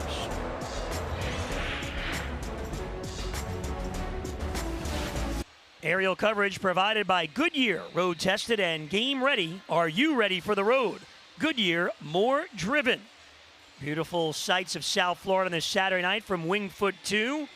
On camera, Darren Thomas, Rob Cleaves. A staple at sporting events since I could ever remember. Goodyear blimp, and we're here at Hard Rock Stadium. Raiders just went 11 plays, 34 yards, leading to a field goal to make it 12-6. Carlson, the kickoff, that's through the end zone. Let's go to the sideline and Kimbo Campbell. All right, here with Toronto Armstead, new team, new offense. How does it feel for you? Feel great. Getting a chance to show the fans what we've been working on all camp, all off season really. Brand new system, brand new scheme. A lot of explosive opportunities that we got built into this offense, so it's exciting. You come over as a veteran, you played a lot of games, and you got a lot of young guys in this group. How do you affect them, and how do you help those guys with your experience? I just try to bring my knowledge, my wisdom, experience, things that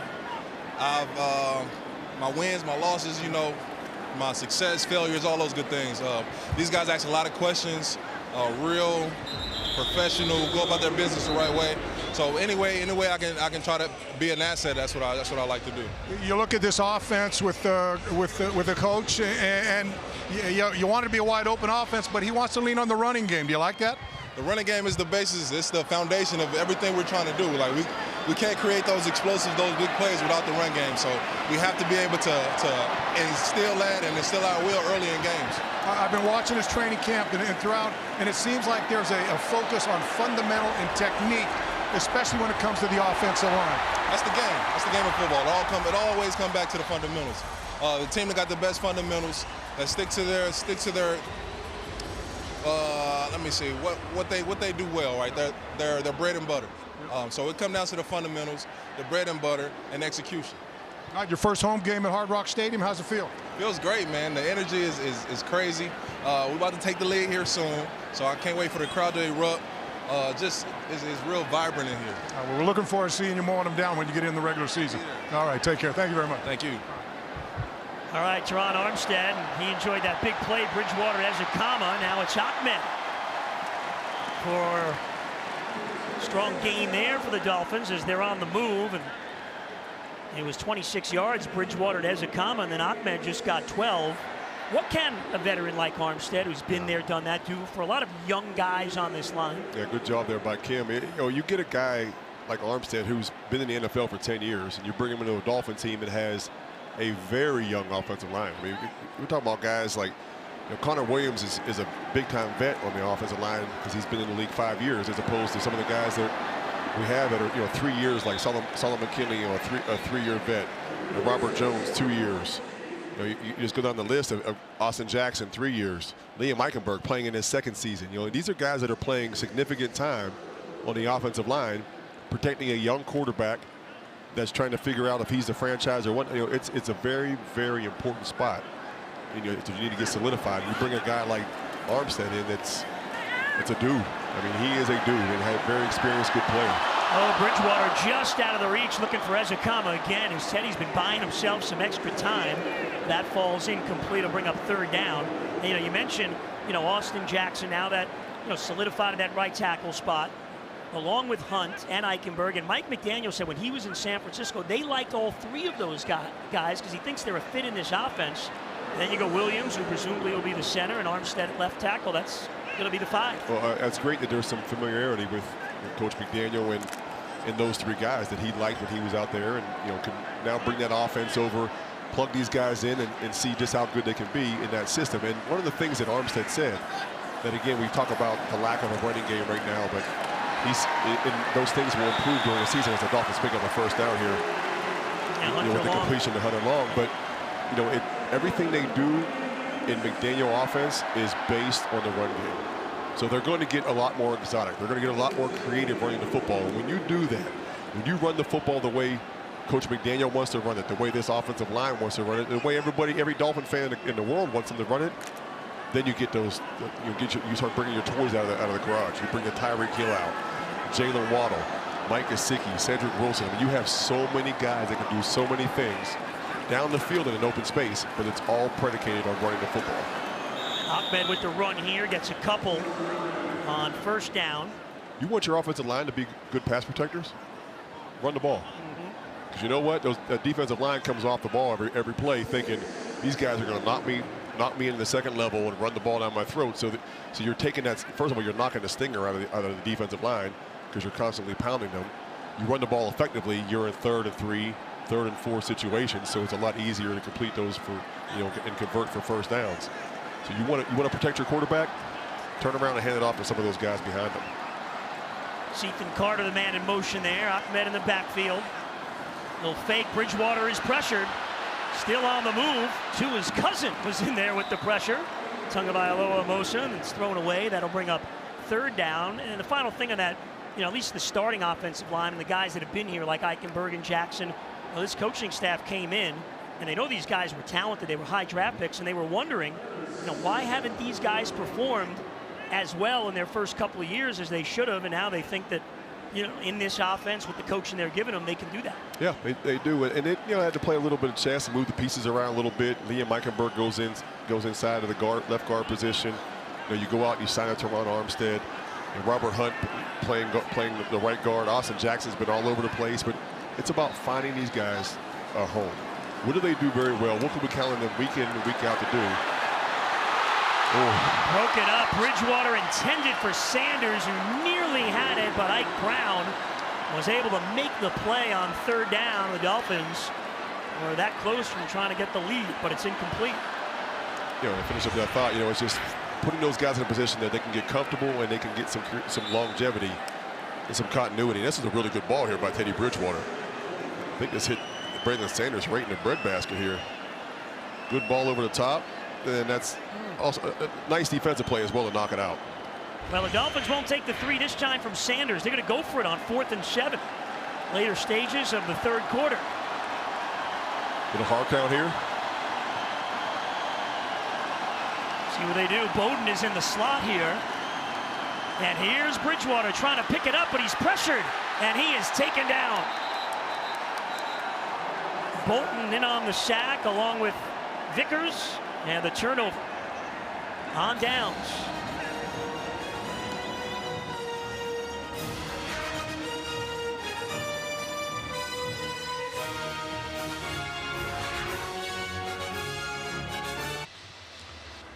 Third quarter here at Hard Rock Stadium, and the Raiders have a 12-6 lead on the Dolphins. Vegas just got the sack of Teddy Bridgewater for the turnover on downs. Dolphins elected not to go for yet another field goal. As McDaniel told Kim Bocamper at halftime, hey, we got to start punching these in, not settling for field goals. Sanders has 6 in the 2 games already. Short gain on first down for the Raiders. Coming up, don't miss the Powerball winning numbers in the CBS 4 News tonight. Following the game, CBS 4, your official lottery station. Bridgewater for the night, 10 of 20 for 119 yards. We'll see if it's Skylar Thompson's game the rest of the way.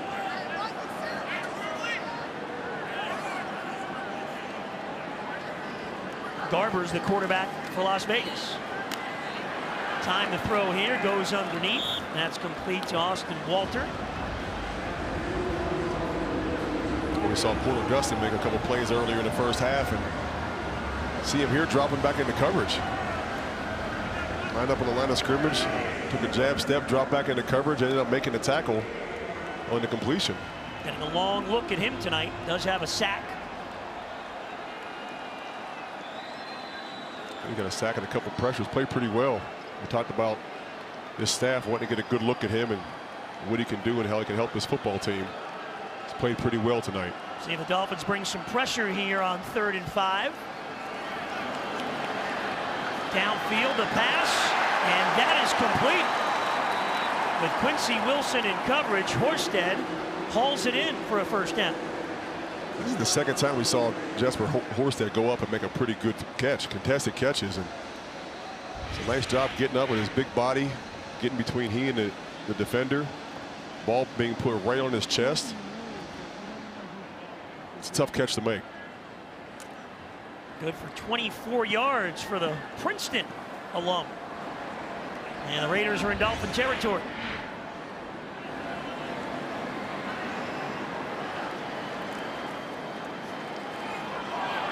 Downfield to the near sideline this time, and that's well incomplete.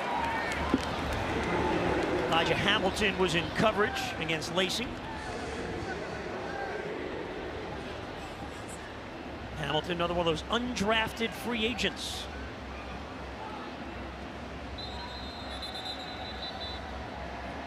And now Mackenzie Alexander. But this is unbelievable. This is the 3rd time a cornerback has been in some discomfort. The veteran picked up this week for the Dolphins, has played a lot in the game.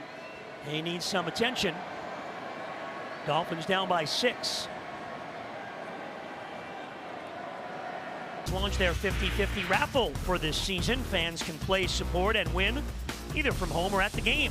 Half the jackpot could be yours, while the other half will benefit the Dolphins Foundation. To purchase tickets, visit Dolphins5050.com. Late 3rd quarter here, and the Raiders have a 2nd and 10. Just inside Dolphin territory, right on the logo in midfield. They'll run this one to the wide receiver Hall. Kohu got out there to make the tackle. He's getting a long look tonight. His college coach at Texas A&M Commerce used to call him the loneliest cornerback in Texas because no one would throw his way. That's a good problem to have. Yeah. Obviously played very well there, and people didn't want to mess with him, but he made a really good play to that last play. He was lined up on the opposite side of the field, and they ran a jet sweep away from him. He played man-to-man coverage, had to come all the way around the back of the formation and still make the tackle. Garber's the throw behind his intended man. Tyndall is in coverage with the running back Brown, so that's incomplete, and that'll be 4th down.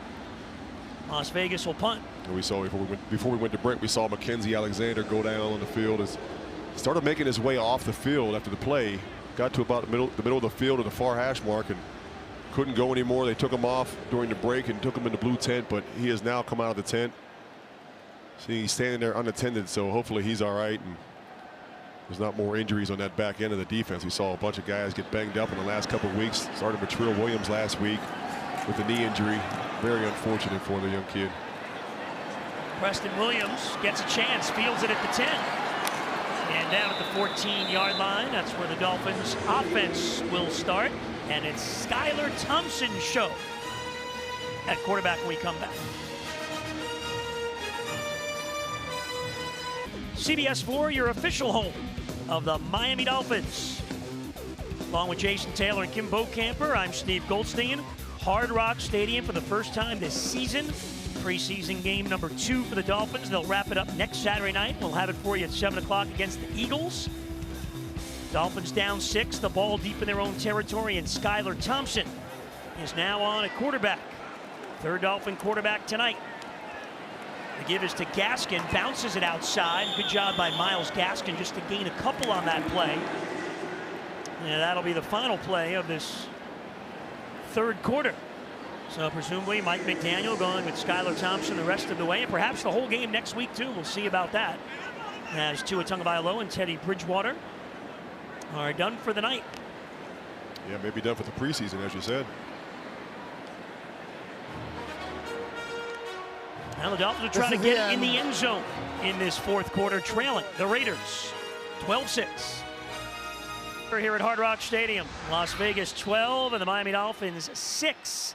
Skylar Thompson now in at quarterback for the Dolphins.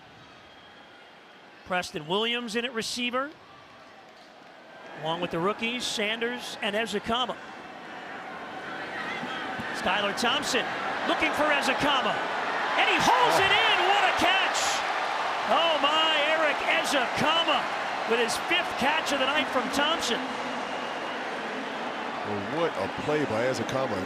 Reached back, one-handed catch with his right arm on a ball that looked like it was underthrown. Just see Skylar Thompson drop back here and just send this thing out to the sideline. Ezekama comes back, the ball was underthrown. The DB, Chris Jones, kind of overruns it. He makes a heck of a catch with his one-handed. Good for 34 yards to the Raider 49. Skylar Thompson continues his magic, and here he is again. Has Preston Williams, hangs on, gets to the 40, be just short of the first down, but Thompson has him on the move. Well, Ezekama just showed you right there why this coaching staff is so high on him, and Wes Welker, the receiver coach, is really loving what he's bringing to this team right now as a rookie in training camp. But Preston Williams, another guy that's playing here in the fourth quarter, talked about his opportunities, talked about his playing time, talked about balls being thrown to him, had a chance to return punts the last couple of weeks, but you see him here having a chance to play in the fourth quarter, improve himself. Now, the Dolphins are behind, they're going to throw the football a little bit. There's a chance for Preston Williams to get some looks. Michael Dieter is still the center. Larnell Coleman's back in at left tackle. Gaskin up the middle, has the first down, and a little bit more to the Raider 35.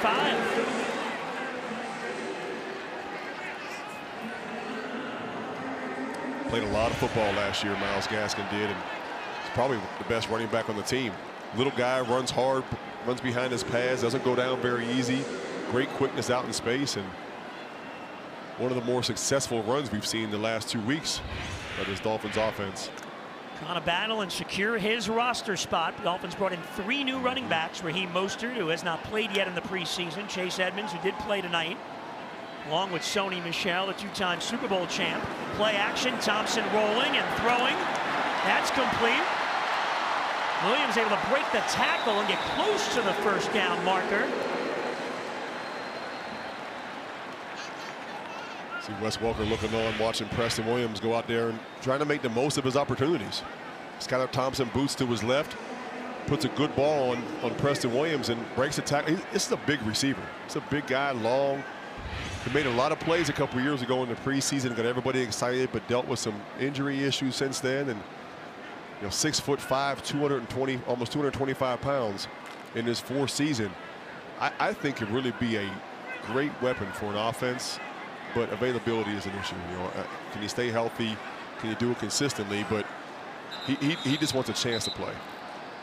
Well, they won't get a chance to play on that one. Timeout called. Skylar Thompson not too happy on 3rd down or 2nd down and 1.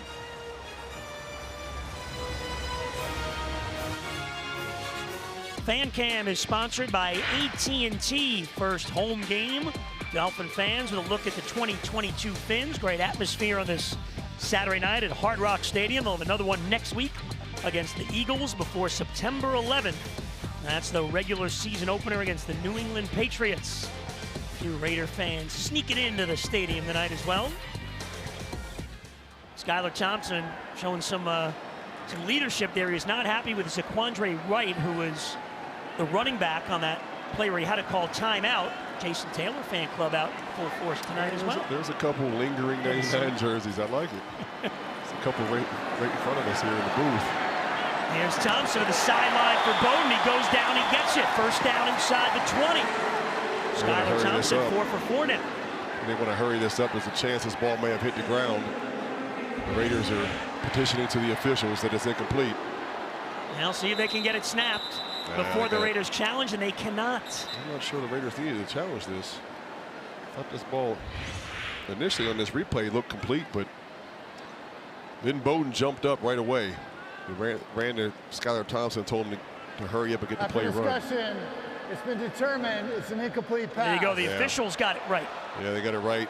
And typically when a receiver jumps up and tells the quarterback to hurry up, he's kind of telling on himself, right?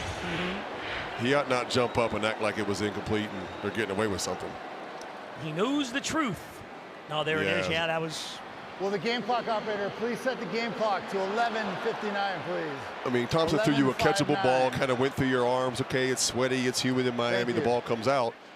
But don't get up and act like, oh, they said it's complete. Well, really, I didn't catch that. Let's hurry up. Just get up as normal. Let the coaches do that at the sideline. You're really telling yourself there. So the drop by Bowden, and now it's third down.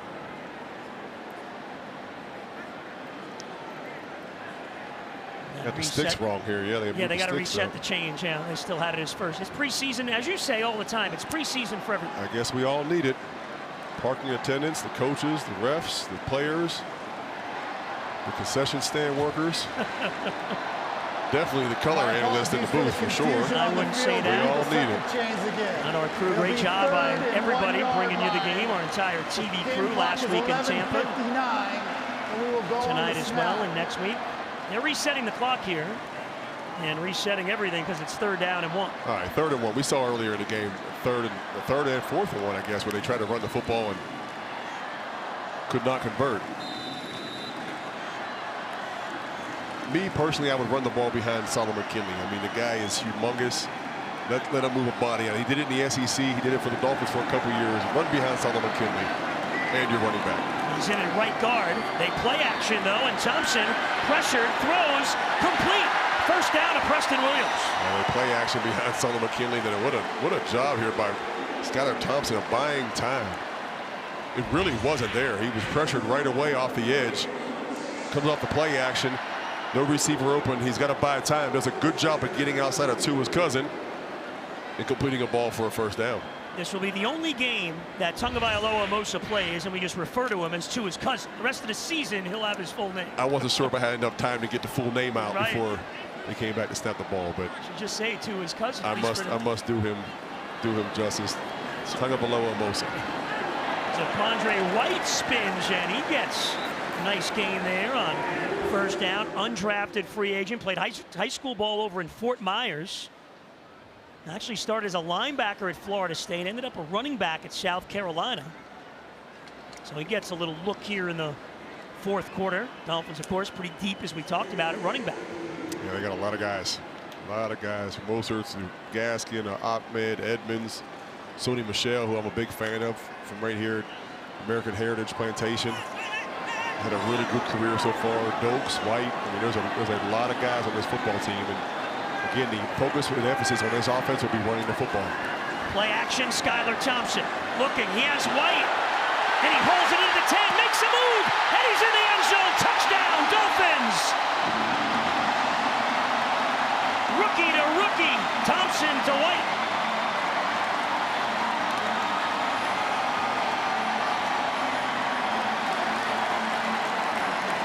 What a great play design here by McDaniel. Great execution by Skylar Thompson and White. Play action fake, and they throw it back. Really good ball. Loft it up there, give him time for White to come up underneath it. Then does a great job of not going out of bounds, staying in, getting in the end zone for the Dolphins to take a chance to take the lead. He's a guy that got hurt Senior Bowl week. He slipped through the draft, and Zaquandre White gets the score, and Jason Sanders has given the Dolphins the lead. And oh, you know the bench loves this. Well, I think the his Dolphins teammates love him. Look, everybody leaves the sideline. Coaches jumping up and down. Look how many guys are in the end zone. Duke Riley's in the end zone with no helmet on. They broke all kind of rules. No flag, no harm, no foul. The scoring drive is brought to you by Nissan. The Miami Dolphins go 9 plays, 86 yards, 5 minutes and 3 seconds. And Zaquandre White is having a ball, and the teammates love it. A 19-yard touchdown catch. Skylar Thompson, the magic continues. 5 of 6 in the game for 75 yards. And the Dolphins have their first lead with 10:27 to go. Sanders hammers it all the way through the end zone again. We get down to the sideline to Kim Bokin. Here with Jalen Waddle, and Jalen, you've been having an opportunity. Let me ask you this. Where are you now compared to where you were last year at this time? I think it's just more confident, especially in the system that we're running. Got another year with Tua. In the offense, some of the guys came back. We got some new weapons, so more confident. Got a year under my belt, so I kind of know what to expect this year, but it's been good. Let's talk about you and Tyreek. How do you guys go about complementing each other within this offense? Yeah, I think we complement each other really well, just what we bring to the table. I think it opened up for him and it opened up for me. So I think us in our short but long time together, it's been great. You guys have worked a lot together. Are you very competitive with each other? Oh yeah, definitely. We definitely compete on who can make a big play during practice each day. So it's good competition, definitely. Well, what do you expect out of yourself this season, your second? I just expect me to come in, be more of a leader. We got some younger guys that I feel I can help, and just continue to learn from the veterans in our room, just try to keep building and stay consistent. How do you like this Mike McDaniel offense? Oh, I love it. Mike is definitely a genius with the plays. He definitely knows how to put his players in position and try to get them the ball with some space. So we're going to see a little more wobble this year? Hey, hopefully. All right, bring it out. Yes, sir. All right, thanks a lot. All right, back to you guys. I thought we'd get a treat, maybe see Bo do the waddle, but that didn't happen. Chase Garber's a 28-yard run on first down. Dolphins lost to containment. So now the Raiders in business at the Dolphins 38. Well, I changed quickly. Let the quarterback get out of the pocket. Really didn't even get out of the pocket. He stepped up in the pocket. Those A-gaps have split and widened, and he was able to run down the middle of the field. You're playing man-to-man coverage on the back end. Your DB's backs are turned, so if the quarterback comes out of the pocket and starts running, they have no idea for a while. Garbers has 2 runs for 46 yards in the game. He'll give it to Brown here. Channing Tindall there to make the stop.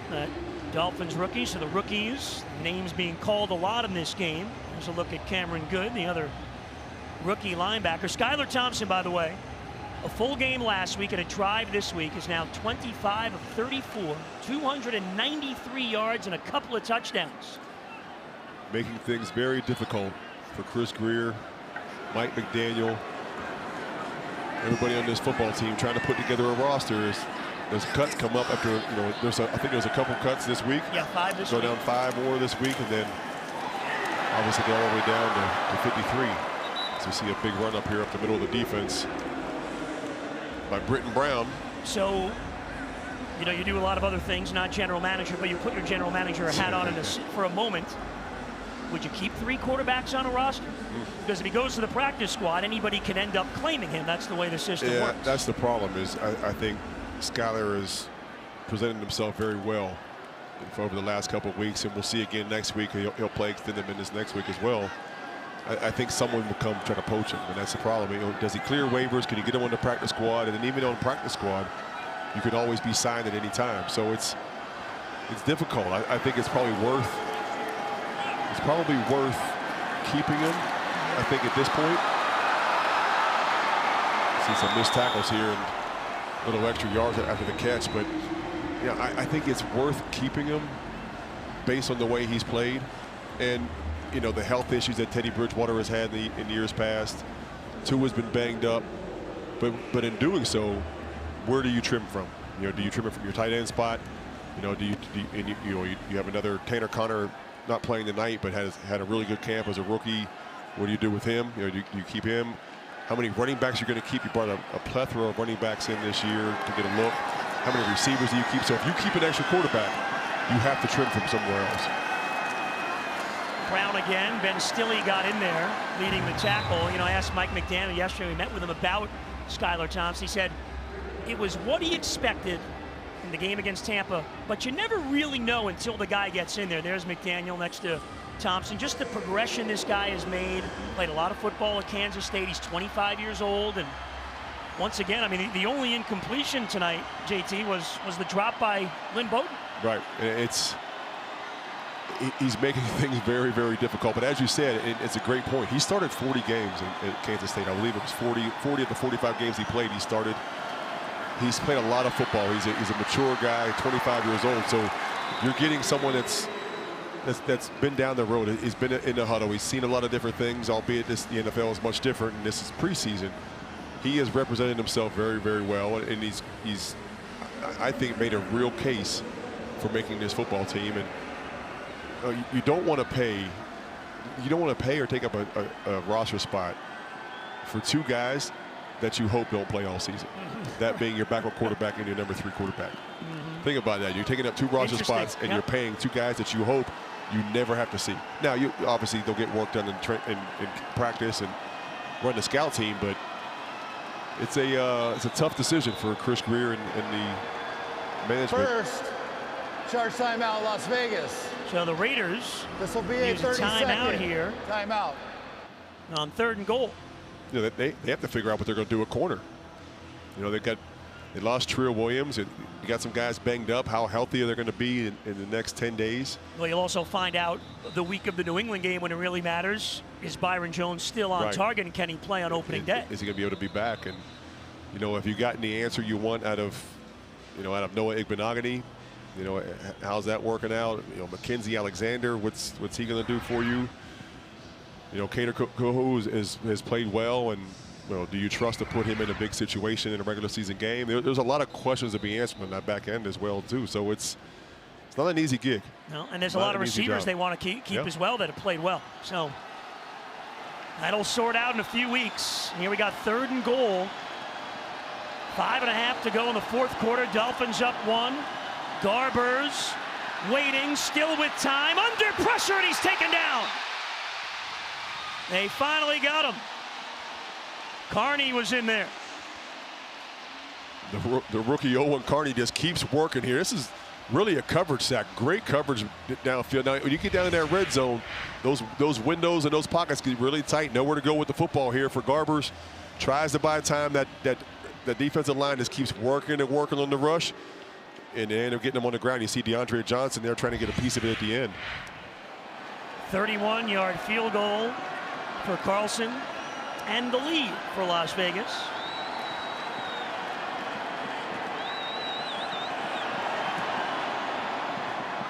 And he's perfect. Had a great year last year, and he gives the Raiders the lead again. So Skylar Thompson will have a chance to lead a late drive. Dolphins down by 2. The official home of your Miami Dolphins. Back and forth here in the 4th quarter after Skylar Thompson hits Aquandre White, and the Dolphins had a 1-point lead. Raiders drive. Now they're up 15-13. Similar story as last week's game in Tampa. And a touchback on the kickoff.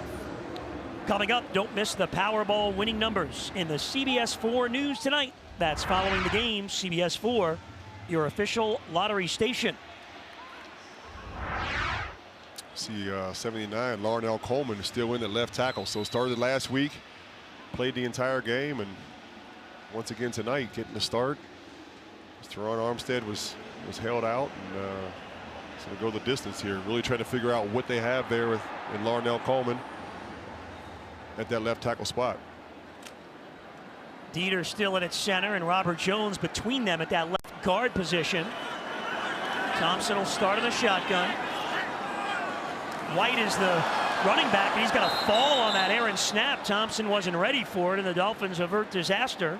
Well, a little miscommunication there between Dieter and Skylar Thompson. The ball was snapped while Thompson was still looking outside, trying to figure out what the coverage was and tell his receiver what he wanted. See Skylar Thompson giving a signal, and Dieter's internal clocker might have heard something or for some reason snapped this football, and Dolphins fortunate the ball bounced right to White and was able to jump on it. Tough way to start. Loss of 8 on 1st down. Yeah, I don't want to get behind the sticks this early. Now Thompson has it. Deep sideline. Esakama. 1st down at the 40. Oh, that's a throw by Skylar Thompson, and Ezekama is having a big night. Oh, Skylar Thompson, what are you talking about? I'm not worried about being behind the sticks. I'm just going to push this ball down the field to my other rookie right along the sideline so he can make a great catch and tap his toe to be in bounds. Nice throw here. Nice play by Eric Ezekama. He's running a little corner route. Ball's delivered. Nice job of going up. Understanding this is the NFL now. You need both feet in bounds as opposed to college where you can get one. Does a good job getting them both down. 3 catches, 83 yards for Ezekama. Thompson deep over the middle. Ezekama get at the Raider 35. And he's still on his feet. They can't get him down, and now the whistle.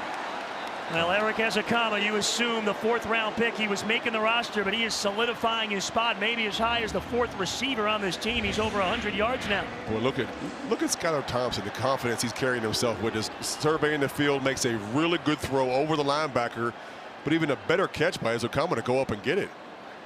I see why Wes Walker's so high on this kid. And by the way, got hit by 1, 2, 3, 4, 5 defensive backs and never hit the ground. And yards after the catch, big part of his game. Skylar Thompson continues to fire it all over the yard. Another fumbled snap. Skylar Thompson has to fall on it, and just falls forward back to the line of scrimmage.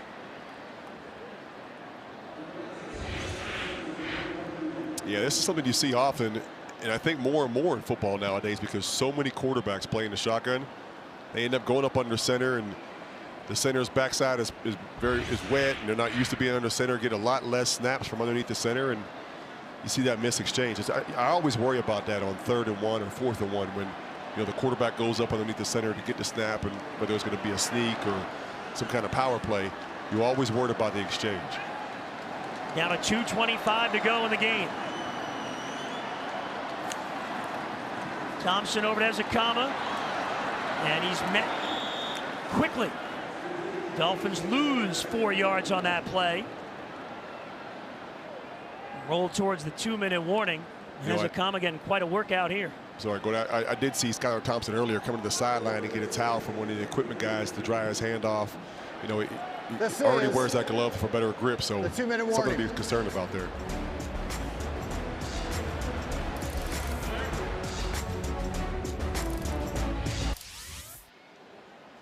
Aerial coverage provided by Goodyear tonight. Road tested and game ready. Are you ready for the road?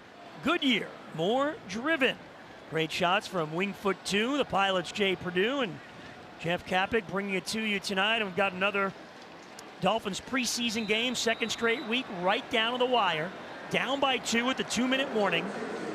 Rough drive so far, a fumbled snap and then a loss on the bubble screen.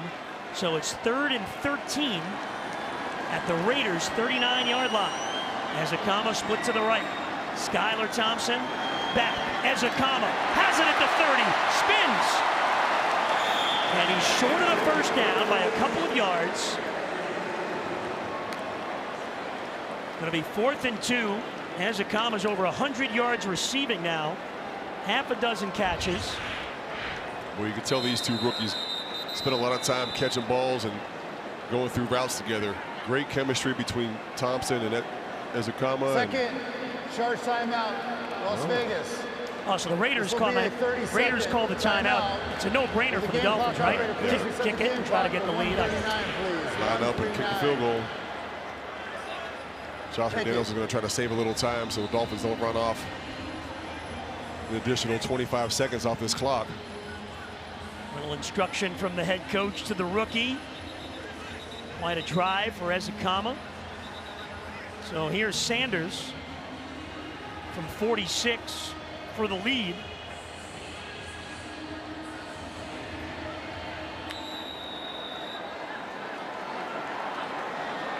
Morstead, the holder.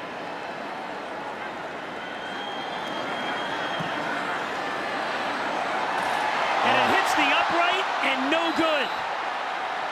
First miss of the preseason for Sanders.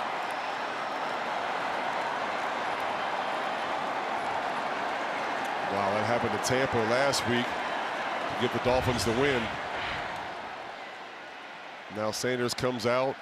Good snap, good hold. The ball just draws a little bit to the left and hits that left upright.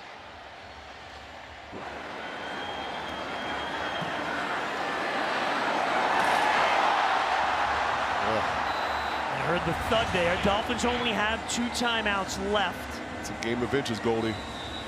Well, we saw that amazing 2 weeks in a row here. Yeah. Field goals that hit the upright. The Tampa Bay one was the last play of the game. But as we said, Dolphins only 2 timeouts left with 1:34. And Brown turns the corner to the 50, to the 40, to the 30, and finally hauled down by Chindo. Big run there. And that'll just about do it.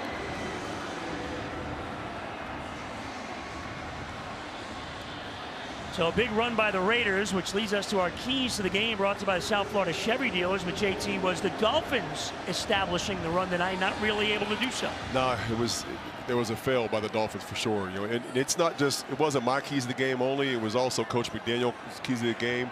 He talked about it during the week. The emphasis for this team is to run the football. 36 yards rushing tonight. Just not going to do it again. The exotic run game that McDaniel has is not all the way installed, or if it's installed but not being put on display, it will come. But you want to be able to run inside and outside zone in simple gap schemes in the preseason and pick up yards. The Dolphins did not do that tonight. So after winning by 2 in the preseason opener last week in Tampa Bay, the Dolphins will lose by 2 here at home.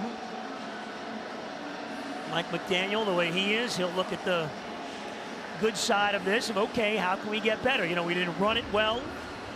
Things we didn't do, let's see how they improve. They'll have a practice on Tuesday and then a couple with the Eagles this week at the training facility. Yeah, they'll get good work like they did last week against Tampa Bay. They'll get good work when the Eagles come to town for a couple days. That's when your starters are going to get their quality work. You won't see them in the preseason game next week. I wouldn't anticipate, but you never know. There may be a few guys that Mike wants to put in there. McDaniel and McDaniels hug it out.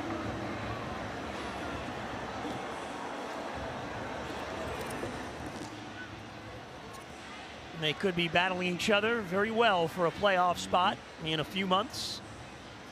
Raiders win this one 15-13. Plenty more coming up.